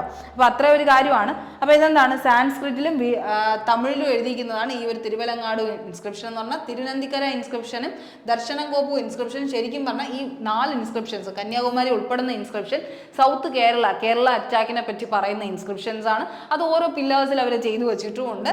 അതിൽ കഴിഞ്ഞ് നമ്മളടുത്ത് ചോദിച്ചത് എന്താണ്, പക്ഷേ ലോക്കൽ അഡ്മിനിസ്ട്രേഷനെ പറ്റിയിട്ട് പറയുന്നത് എന്താണ്? ലോക്കൽ അഡ്മിനിസ്ട്രേഷനെ പറ്റി പറയുന്നത് ഉത്തരമേരൂർ ഇൻസ്ക്രിപ്ഷൻ ആണ്. അവരുടെ ലോക്കൽ ഇൻസ്ക്രിപ്ഷനെ പറ്റി പറയുന്നതാണെങ്കിൽ അതെന്താണ്, ഉത്തരമേരൂർ ഇൻസ്ക്രിപ്ഷൻ ആണ്. ബാക്കി 3ഉം കേരളയെ അറ്റാക്ക് ചെയ്യുന്നതിനെ പറ്റിയിട്ടുള്ള ഇൻസ്ക്രിപ്ഷൻ ആണ്. അത് ഓരോന്നിനും ഓരോ പ്രത്യേകതകളുണ്ട്. അത് ജസ്റ്റ് നിങ്ങൾ അറിയേണ്ട കാര്യമില്ല. തിരുവലങ്ങാടു ഇൻസ്ക്രിപ്ഷൻ വിഴിഞ്ഞത്തിന് അഗെയിൻസ്റ്റ് ഉള്ളത്. അതെന്താണ്, അവിടെ ഒരു ടെമ്പിൾ പണി കഴിപ്പിച്ചിട്ടുണ്ട്. തിരുവലങ്ങാടുവിലെ ഒരു ടെമ്പിളൊക്കെ പണി കഴിപ്പിച്ച് അവിടെ എന്ത് ചെയ്യുന്നുണ്ട്, അതിനെക്കുറിച്ചിട്ട് പറഞ്ഞിട്ടുണ്ട്. തിരുവനന്തപുരം എന്ന് പറയുന്ന സ്ഥലത്ത് എന്ത് ചെയ്യുന്നുണ്ട്, ഒരു ലാമ്പ് ലൈറ്റിനിങ് അവർ ചെയ്തു വെച്ചിട്ടുണ്ട്. ഇതിന് വേണ്ടിയുള്ള through out lamp lighting, sacred lamp lighting എന്ന് പറയും. മ്യൂസീഷ്യൻസിനും ഇപ്പോൾ ഇതൊക്കെ ഓഫർ ചെയ്യാൻ പറ്റുന്ന മ്യൂസീഷ്യൻസിനും മറ്റേ ഡ്രമ്മേഴ്സിനും ഒക്കെ എന്ത് ചെയ്യുന്നുണ്ട്, ഡെഡിക്കേറ്റ് ചെയ്യുന്ന ഒരു സ്പോട്ടൊക്കെ ഉള്ള ഒരു സ്ഥലമാണ് തിരുവനന്തപുരം. പിന്നെ എന്താണ്, തിരുനന്ദിക്കര ദർശനകോപ്പം എന്ന് പറയുന്നത് ഇതിനെപ്പറ്റി പറയുന്ന ഒരു ഇൻസ്ക്രിപ്ഷനെ സൂചിപ്പിക്കുന്നതാണ്. അപ്പോൾ അതൊന്നും അത്ര ഡെപ്തിൽ വേണ്ട, ഇത് മനസ്സിലാക്കുക. ലോക്കൽ അഡ്മിനിസ്ട്രേഷനെ കുറിച്ച് പറയുന്നത് ഉത്തരമേരൂർ ഇൻസ്ക്രിപ്ഷൻ ആണെന്ന് മനസ്സിലാക്കുക. ഓക്കെ, ഇത്തരം കാര്യങ്ങൾ അറിയാലോ. ഓക്കെ, ഇതിൽ അടുത്ത് ഒന്നും കൂടെ നിങ്ങൾ നോക്കി വെക്കേണ്ടത് പള്ളിച്ചന്തം എന്ന് പറയുന്നത് ജൈന ഇൻസ്റ്റിറ്റ്യൂട്ട് തുടങ്ങാൻ വേണ്ടി ഇവർ കൊടുത്തിട്ടുള്ള എന്ത് ചെയ്യുന്നുണ്ട്, ഇവർ കുറച്ച് സ്ഥലം വിട്ടു കൊടുത്തിട്ടുണ്ട്. ജൈനുകാർക്ക്, അതായത് നമ്മുടെ ജൈന ഇൻസ്റ്റിറ്റ്യൂട്ട് ജൈനിസംകാർക്ക് ഇൻസ്റ്റിറ്റ്യൂട്ട് തുടങ്ങാനായിട്ട് കുറച്ച് ലാൻഡ് അവർ വിട്ടുകൊടുത്തിട്ടുണ്ട്. അതിനെപ്പറ്റി പറയുന്ന ഇൻസ്ക്രിപ്ഷൻ ഉള്ള സ്ഥലമാണ് പള്ളിച്ചന്തം ഇൻസ്ക്രിപ്ഷൻ. എന്തിനെ കുറിച്ചിട്ടാണെന്ന് ചോദിച്ചു കഴിഞ്ഞാൽ അത് ജെയിൻസിന് കൊടുത്തിട്ടുള്ള സ്ഥലമാണ്. ജെയിൻ വംശജ, ജെയിൻ ടെമ്പിൾസ് പോലെയുള്ള ജെയിൻ ടെമ്പിൾ ഇതിനു വേണ്ടിയുള്ളതിനാണ് അത് കൊടുത്തിരിക്കുന്നത് കേട്ടോ. അപ്പം ഈ ഒരു കാര്യം ഞാൻ പറഞ്ഞല്ലോ, ഇതൊക്കെ എന്താണ്, ഈ 3 കേരള അറ്റാക്കാണ്. കന്യാകുമാരി, ദർശനം കോപ്പു, തിരുനന്ദിക്കര, തിരുവലങ്ങാട്, അതുപോലെ തന്നെ എന്തുകൊണ്ട് ശുചീന്ദ്ര, ഇതെല്ലാം എന്താണ്, ശുചീന്ദ്രം അറ്റാക്ക് എല്ലാം എന്താണ്, കേരള ഇൻസ്ക്രിപ്ഷനാണ്. ഇതിലെല്ലാം ഇൻസ്ക്രിപ്ഷൻസും ഉണ്ട്, അതുകൊണ്ടാണ് എടുത്ത് പറയുന്നത് കേട്ടോ. ഇത്രയും കാര്യം അവിടെ മനസ്സിലാക്കുക. ഇനി അടുത്ത who is the author of Si Yu Ki or the Buddhist record of western world. Si Yu Ki അല്ലെങ്കിൽ Buddhist record of western world, ബുദ്ധിസ്റ്റിന്റെ റെക്കോർഡ് എന്നാണ് പറയുന്നത് കേട്ടോ. സിയുക്കി എന്നും പറയാറുണ്ട്, ബുദ്ധിസ്റ്റ് റെക്കോർഡ്. അപ്പൊ ഈ കാണുന്നതിൽ ബുദ്ധിസം എന്ന് പറയുന്ന ഒരു ടോപ്പിക്കിലേക്ക് എത്താൻ പറ്റുന്ന ആരൊക്കെയാണ്? ഈ ഒരു പേര് കേട്ടിട്ടാണെങ്കിലും ഫാഹിയാനും ഹിയൂൻ സാങ്ങും ആണ്. ഹിയൻ സാങ്ങും ആണ്. അപ്പൊ ഫാഹിയാൻ, ഫക്സിയാൻ എന്നൊക്കെ പല രീതിക്ക് കേൾക്കാറുണ്ട്. അപ്പൊ ഫാഹിയാനെയും ഹിയൂൻ സാങ്ങിനെ പറ്റി അറിയണം. ഇവർ രണ്ടുപേരും എന്താണ്? ചൈനീസ് സ്കോളേഴ്സ് ആണ്. ചൈനയിൽ നിന്ന് വന്നിട്ടുള്ള സ്കോളേഴ്സ് അല്ലെങ്കിൽ ട്രാവലേഴ്സ് എന്ന് നമുക്ക് പറയാം. സ്കോളേഴ്സ് അല്ലെങ്കിൽ ട്രാവലേഴ്സ് ആണ്. അപ്പം ഇവർ ഏത് കോർട്ടിലാണ്, ആരുടെ ടൈം പീരീഡിലാണ് വന്നതെന്ന് നിങ്ങൾ മാക്സിമം അറിഞ്ഞിരിക്കണം. ഹിയൂൻ സാങ്. ഹിയൂൻ സാങ് എന്ന് പറയുമ്പോൾ ഹെച്ച് എന്ന് കേൾക്കുമ്പോഴേ എന്ത് മനസ്സിലാക്കണം? ഹെച്ച് എന്ന് കേൾക്കുമ്പോഴേ ഹർഷവർദ്ധന. ഹർഷവർദ്ധനയുടെ കോർട്ടിലാണ് ആര് വരുന്നത്? ഹിയൂൻ സാങ് വരുന്നതെന്ന് മനസ്സിലാക്കുക. ഹർഷവർദ്ധനന്റെ കോർട്ടിലാണ് ഹിയൂൻ സാങ് വരുന്നത്. ഓക്കെ. ഫാഹിയാൻ അല്ലെങ്കിൽ ഫാഹീൻ എന്നൊക്കെ പറയുന്ന, ഫക്സിയാൻ, ഇങ്ങനെയൊക്കെ പേരുണ്ട് കേട്ടോ ഇയാൾക്ക്. അപ്പൊ അതെല്ലാം ഉള്ളത്. ഓക്കെ, അതുള്ളത് ആർക്കാണ് ശരിക്കും പറഞ്ഞാൽ? അത് ആരുടെ കോർട്ടിലാണ് വന്നത്? ഫാഹിയാൻ വരുന്നത് ചന്ദ്രഗുപ്ത രണ്ടാമന്റെ കോർട്ടിൽ. ചന്ദ്രഗുപ്ത രണ്ടാമന്റെ കോർട്ടില്. ഓക്കെ, ഇവർ വന്ന കോർട്ടാണ് നിങ്ങൾ അറിഞ്ഞിരിക്കേണ്ടത്. അതുകൊണ്ടാണ് എടുത്ത് പറയുന്നത് കേട്ടോ. ഫാഹിയാൻ വന്നത് ചന്ദ്രഗുപ്ത രണ്ടാമന്റെ കോർട്ടിലും, അതുപോലെ ഹിയൂൻ സാങ് വരുന്നത് ആരുടെ കോർട്ടിലുമാണ്? ഹർഷവർദ്ധന. ഹെച്ച് എന്ന് ആലോചിച്ച് പോവുക. ഹർഷവർദ്ധനന്റെ കോർട്ടിലെ ഹിയൂൻ സാങ്. ഫാഹിയാൻ, ഫക്സീൻ അല്ലെങ്കിൽ ഫഹീൻ വരുന്നത് ചന്ദ്രഗുപ്ത രണ്ടാമന്റെ കോർട്ടില്. അത് ആരാണ് ശരിക്കും വന്നത്? ചന്ദ്രഗുപ്ത രണ്ടാമൻ ആരാണ്? വിക്രമാദിത്യയാണ് കേട്ടോ. വിക്രമാദിത്യനാണ് ചന്ദ്രഗുപ്ത രണ്ടാമൻ. ചന്ദ്രഗുപ്ത രണ്ടാമന്റെ ഗുപ്ത ഡൈനാസ്റ്റിയാണ് കേട്ടോ. അവർ വന്നത് ഗുപ്താൻ ഡൈനാസ്റ്റിയുടെ കീഴിലാണ്. ഫാഹിയാൻ വന്നത്. ഹിയൂൻ സാങ് വരുന്നത് വർദ്ധന ഡൈനാസ്റ്റിയിലെ ഹർഷവർദ്ധനന്റെ അടുത്താണ്. ആ ഒരു കാര്യം മനസ്സിലാക്കുക. അപ്പൊ ഇതിന്റെ ആൻസർ എന്താണ്? സിയുക്കി എന്ന് പറയുന്നത് ശരിക്കും പറഞ്ഞാൽ ഒരു ബുക്ക് എഴുതാൻ കഴിവുള്ള ആളാണ്. ബുക്ക് എഴുതാൻ കഴിവുള്ള ആരായിരുന്നു? ഹിയൂൻ സാങ് ആയിരുന്നു കേട്ടോ. ഹിയൂൻ സാങ് ആയിരുന്നു ബുക്ക് എഴുതുക. അപ്പൊ ഇതിന്റെ ആൻസർ ഹിയൂൻ സാങ് ആണ്. ഓക്കെ, ബുക്ക് എഴുതുന്ന ആളായിരുന്നു ഹിയൂൻ സാങ്. അപ്പൊ പുള്ളിയാണ് എന്ത് ചെയ്യുന്നത്? ഹർഷവർദ്ധനന്റെ കോർട്ടിലുള്ള ഹിയൂൻ സാങ് ആണ് എന്തെന്ന് പറഞ്ഞത്? Author of book Si Yu Ki. അതായത് വെസ്റ്റേൺ വേൾഡിനെ പറ്റിയിട്ട് എഴുതിയ ആളാണ് കേട്ടോ. ചൈനയുടെ വെസ്റ്റേൺ വേൾഡ് ആയിട്ടാണ് നമ്മളെ പറയുന്നത്. അതിനെപ്പറ്റി പറയുന്നതാണ് ഇതെന്ന് പറയുന്നത്. ഓക്കെ, ഇത്രയും കാര്യം അറിയുക. ഇനി അടുത്തത് മാർക്കോ പോളോ എന്ന് പറഞ്ഞാൽ അതുപോലെ ഒരു വിസിറ്റർ ആണ് അല്ലേ. നമ്മുടെ സിൽക്ക് റൂട്ട് വഴി നമ്മുടെ ഇന്ത്യയിൽ എത്തുന്ന ആളാണ്. സിൽക്ക് റൂട്ട് വഴി ഇന്ത്യയിൽ എത്തുന്ന ആളാണ് ആരെന്ന് പറയുന്നത്? മാർക്കോ പോളോ എന്ന് പറയുന്നത് കേട്ടോ. സിൽക്ക് റൂട്ട് വഴി എത്തുന്ന ആളാണ്. പിന്നെ പറയാനാണെങ്കിൽ ആരുടെ? നമ്മുടെ ശരിക്കും പറഞ്ഞാൽ സൗത്ത് ഇന്ത്യ റീജിയനിലാണ് ശരിക്കും ആൾ എത്തുന്നത്. അതായത് കാകതീയ ഡൈനാസ്റ്റി നിങ്ങൾ കേട്ടിട്ടുണ്ടായിരിക്കും, സിനിമയിലൊക്കെ കേൾക്കുന്നുണ്ടായിരിക്കും. കാകതീയ ഡൈനാസ്റ്റി അല്ലെങ്കിൽ എന്ന് പറയാം, നമ്മുടെ രുദ്രമ്മ ദേവി ഭരിച്ചുകൊണ്ടിരുന്ന കാകതീയ ഡൈനാസ്റ്റി, ദേവിയുടെ ടൈമിലാണ് ആര് വരുന്നത്? മാർക്കോ പോളോ ഇന്ത്യയിലേക്ക് എത്തുന്നത്. പല്ലവാസൊക്കെ ഭരിച്ചിരുന്ന ആ ഒരു ടൈം പീരീഡ് ആണെന്ന് എന്ത് ചെയ്യുക? മനസ്സിലാക്കുക കേട്ടോ. പല്ലവ അല്ല, പാണ്ഡ്യന്മാരൊക്കെ ഭരിച്ചുകൊണ്ടിരുന്ന ടൈമിലാണ് എത്തുന്നതെന്ന് ആലോചിക്കുക. പാണ്ഡ്യന്മാരുടെ ടൈം പീരീഡിലാണ് Marco Polo okay, Marco Polo എത്തുന്നത് പാണ്ഡ്യന്മാരുടെ ടൈമിൽ. ഇനി അടുത്ത അവസാനമുള്ള മെഗസ്തനീസ് ആരുടെ ടൈം പീരീഡിലാണ് വരുന്നത്? ആരുടെ ടൈം പീരീഡിലാണ് വരുന്നത്?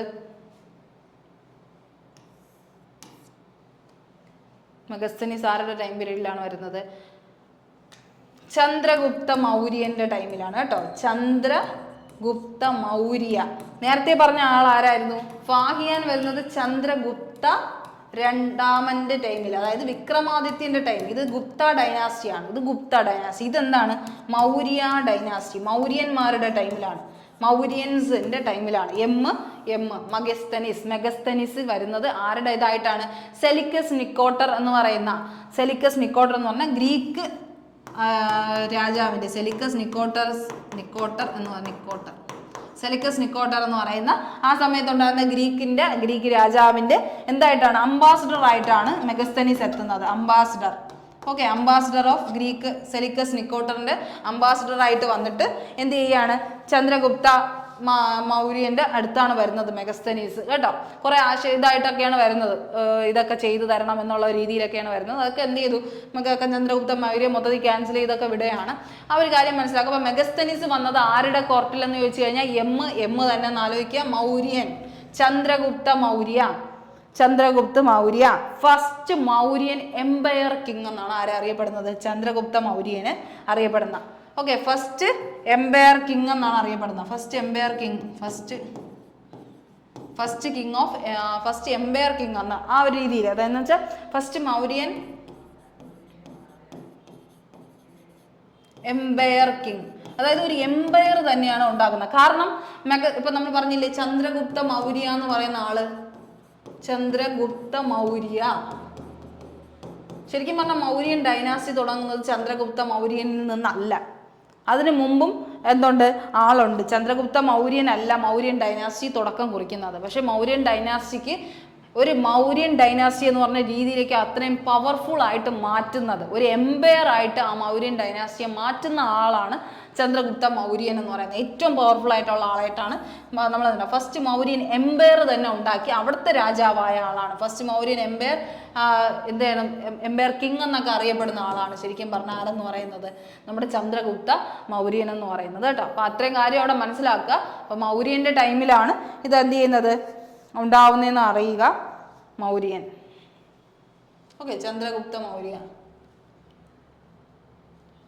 ചന്ദ്രഗുപ്ത മൗര്യ. ചാണക്യ കൗഡില്യ എന്നൊക്കെ വിശേഷിപ്പിക്കപ്പെടുന്ന ആളൊക്കെ ഉള്ളത് ആരുടെ കോർട്ടിലാണ്? ചന്ദ്രഗുപ്ത മൗര്യന്റെ കോർട്ടിലാണ് കേട്ടോ. ചാണക്യന്റെ തന്ത്രങ്ങളൊക്കെ ഉപയോഗിച്ച് ഇത് ചെയ്യുന്ന ആളാണ് നമ്മുടെ എന്തെന്ന് പറയുന്നത് ചന്ദ്രഗുപ്ത മൗര്യ. ഈ മൗര്യ ഡൈനാസ്റ്റിയിലാണ് ആരും വരുന്നത്? അശോകയും വരുന്നത്. അശോക അതൊക്കെ ഗ്രേറ്റ് റൂളർ അശോക എന്നൊക്കെ പറയുന്നത് അല്ലേ, അശോക. പിന്നെ ബുദ്ധിസം സ്വീകരിച്ച് മാറുന്ന അശോക ഉണ്ടാവുന്നത് മൗര്യൻ ഡൈനാസ്റ്റിയിലാണ്, ചന്ദ്രഗുപ്ത മൗര്യന്റെ ഡൈനാസ്റ്റിയിലാണ് കേട്ടോ, മൗര്യ ഡൈനാസ്റ്റിയിലാണ് അവരും വരുന്നത്. അപ്പൊ ഇത്രയും കാര്യങ്ങൾ അവിടെ എന്ത് ചെയ്യുക മനസ്സിലാക്കുക. ഓക്കെ ആണല്ലോ, ഇത്രയും കാര്യം അവിടെ എന്ത് ചെയ്യുക മനസ്സിലാക്കുക.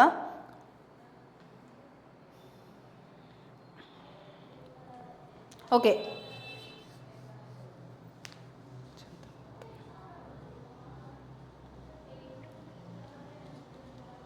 ഓക്കെ, ചന്ദ്രഗുപ്ത മൗര്യ.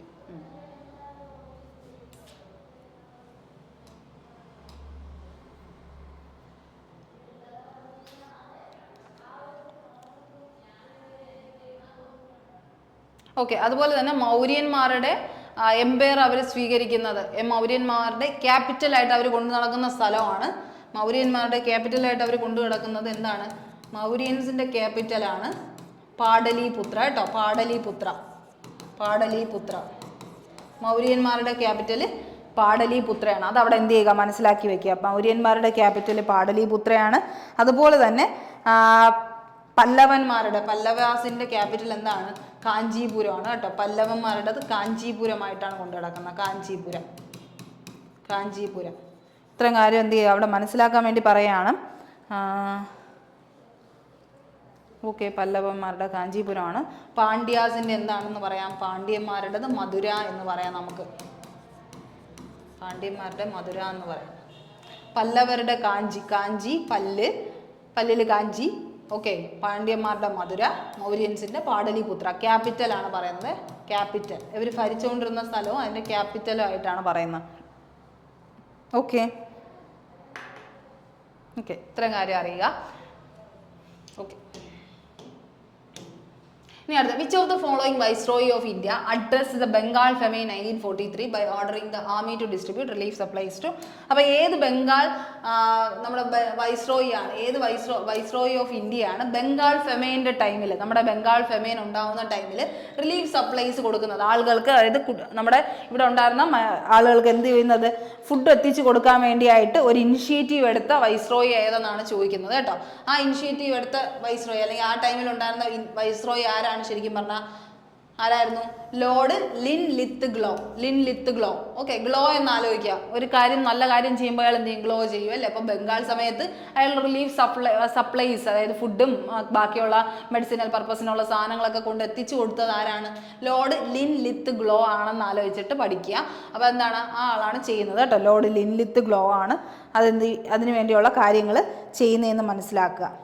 ഓക്കെ, അതുപോലെ തന്നെ ബർമയെ സെപ്പറേറ്റ് ചെയ്യുന്ന ആളാണ്. ബർമ നമുക്ക് മനസ്സിലാക്കുക, പാകിസ്ഥാൻ, ഇന്ത്യ, ബംഗ്ലാദേശ്, നമ്മുടെ മ്യാൻമാർ, ഇതെല്ലാം ഒരുമിച്ച് കിടന്ന രാജ്യമാണ്. അതിൽ നിന്നൊക്കെ ഓരോന്നിനെ സെപ്പറേറ്റ് ചെയ്തുകൊണ്ട് മാറ്റുകയാണ്. അപ്പോൾ ബർമയെ സെപ്പറേറ്റ് ചെയ്യാൻ വേണ്ടി ഉണ്ടായിരുന്ന സമയത്ത് ഉണ്ടായിരുന്ന വൈസ്രോയി ആരായിരുന്നു എന്ന് ചോദിച്ചാൽ, ബർമ സെപ്പറേറ്റ് ചെയ്തപ്പോൾ ഉണ്ടായിരുന്ന വൈസ്രോയി ആണ് ലോർഡ് ലിൻലിത്ത് ഗ്ലോ എന്ന് മനസ്സിലാക്കുക. ഇനി ലോർഡ് വെല്ലസ്ലിയുടെ പ്രത്യേകത എന്താണ്?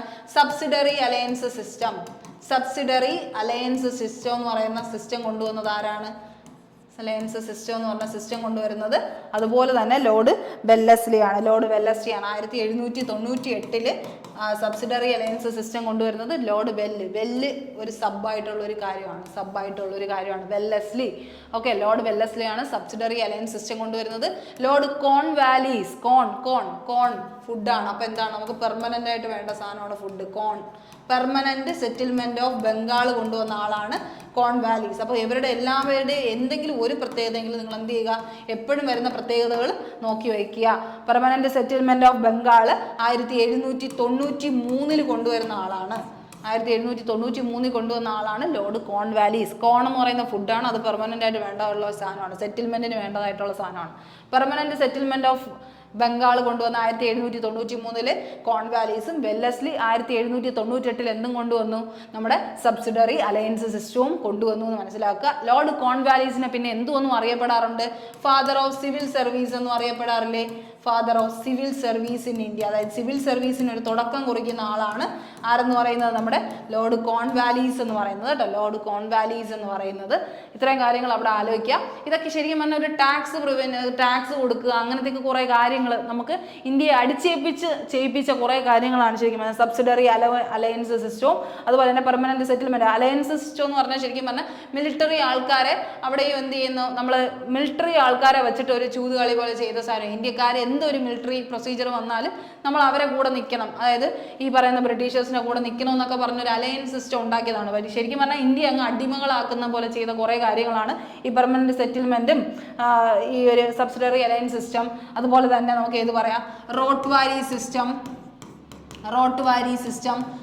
മഹൽവാരി സിസ്റ്റം, ഇതെല്ലാം ടാക്സസ് ആണ്. നമ്മൾ കൊടുക്കേണ്ടി വന്ന കുറേ അനാവശ്യമായ ടാക്സസ് ആണ്. നമ്മുടെ സാധനങ്ങൾ കൊടുത്തിട്ട് നമ്മൾ തന്നെ എന്ത് ചെയ്യുകയാണ്, നമ്മളെ സാധനങ്ങൾ എടുത്ത് അവർ നമ്മളിൽ നിന്ന് ടാക്സ് വാങ്ങിക്കുന്ന അവസ്ഥയാണ്.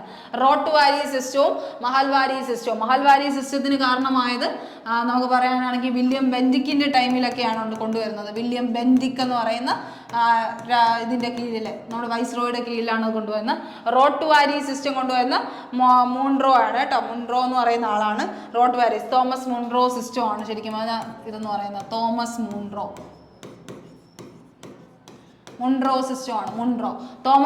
ആണ് റോട്ട്വാരി സിസ്റ്റം കൊണ്ടുവരുന്നത്.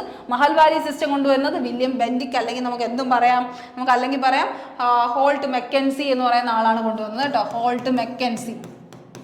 ഹോൾട്ട് മെക്കൻസി ഇതൊക്കെ പ്രീവിയസ് ഇയർ ചോദിച്ചിട്ടുള്ള ക്വസ്റ്റ്യൻ ആണ് കേട്ടോ. ഹോൾട്ട് മെക്കൻസി എന്ന് പറയുന്ന ആള്, ഹോൾട്ട് മെക്കൻസി.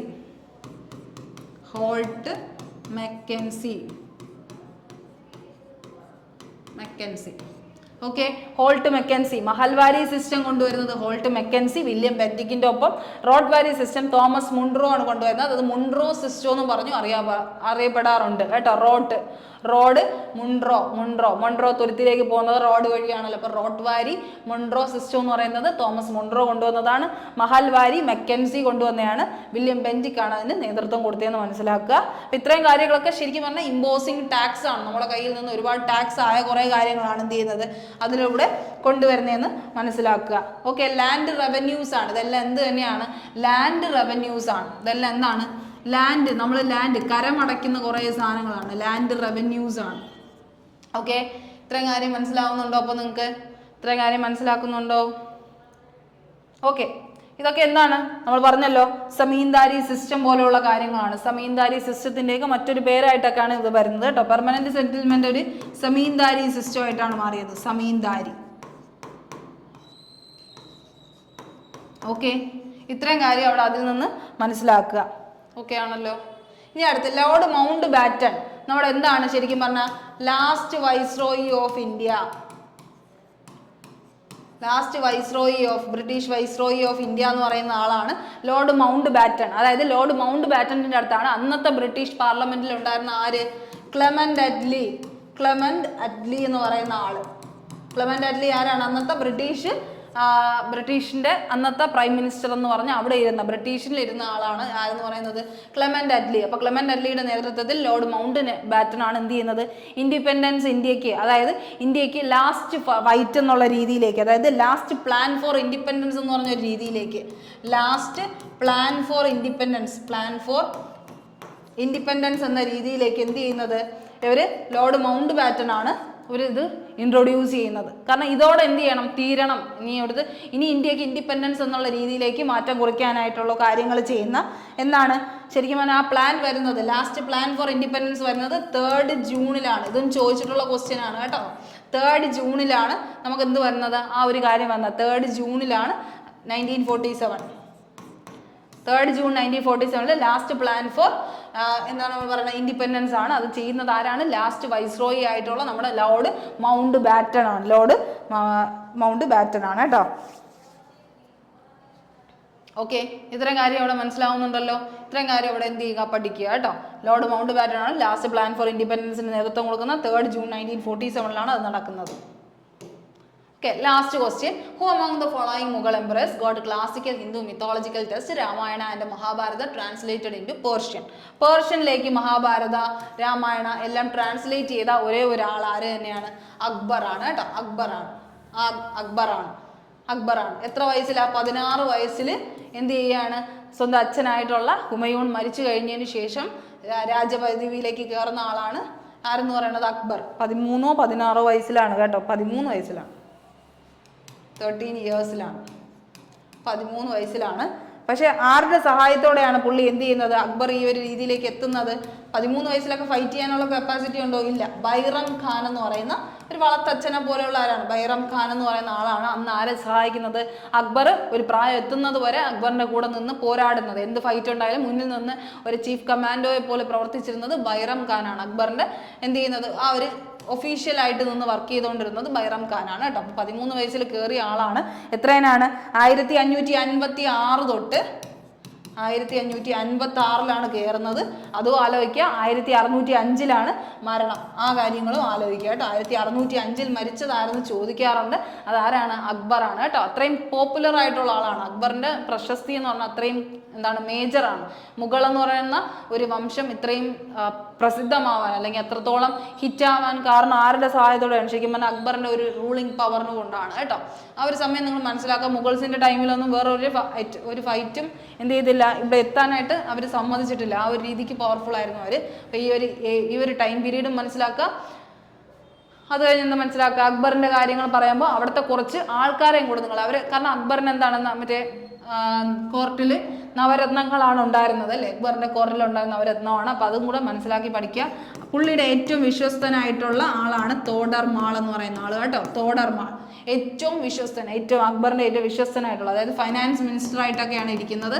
പക്ഷെ എന്നാലും ഏറ്റവും ചീഫിൽ അത്രയും മിനിസ്റ്റേഴ്സ് ഉള്ളതിൽ ഏറ്റവും ആൾക്ക് ഇഷ്ടമായിട്ടുള്ളത് അല്ലെങ്കിൽ ഫിനാൻസ് മിനിസ്റ്റർ അത്രയും വിശ്വസ്തനായിട്ട് കൂടെ കൊണ്ടു കിടക്കുന്ന ആളാണ് തോഡർമാൾ എന്ന് പറയുന്ന ആൾ കേട്ടോ. തോഡർമാൾ. പിന്നെ പുള്ളിയുടെ കോർട്ടിലുണ്ടായിരുന്ന ആരാണ്, അബുൾ ഫസി എന്ന് പറയുന്ന ആൾ. അബുൾ ഫസൽ എന്നൊക്കെ പറയുന്ന ആള് കേട്ടോ. അബുൾ ഫസി എന്നൊക്കെ പറഞ്ഞിട്ടുള്ള അബുൾ ഫസലും ഉണ്ട്.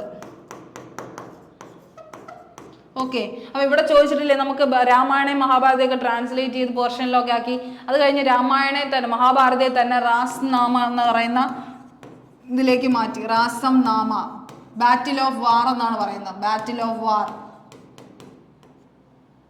Book of war okay, book of വാർ എന്നറിയപ്പെടുന്ന റാസം നാമ എന്ന് പറയുന്ന ഇതിലേക്ക് മാറ്റിയത് ശരിക്കും പറഞ്ഞാൽ അബുൾ ഫസിയാണ് കേട്ടോ. അബുൾ ഫസി പോയിട്ടാണ്, കോർട്ട് പോയിട്ടാണ്.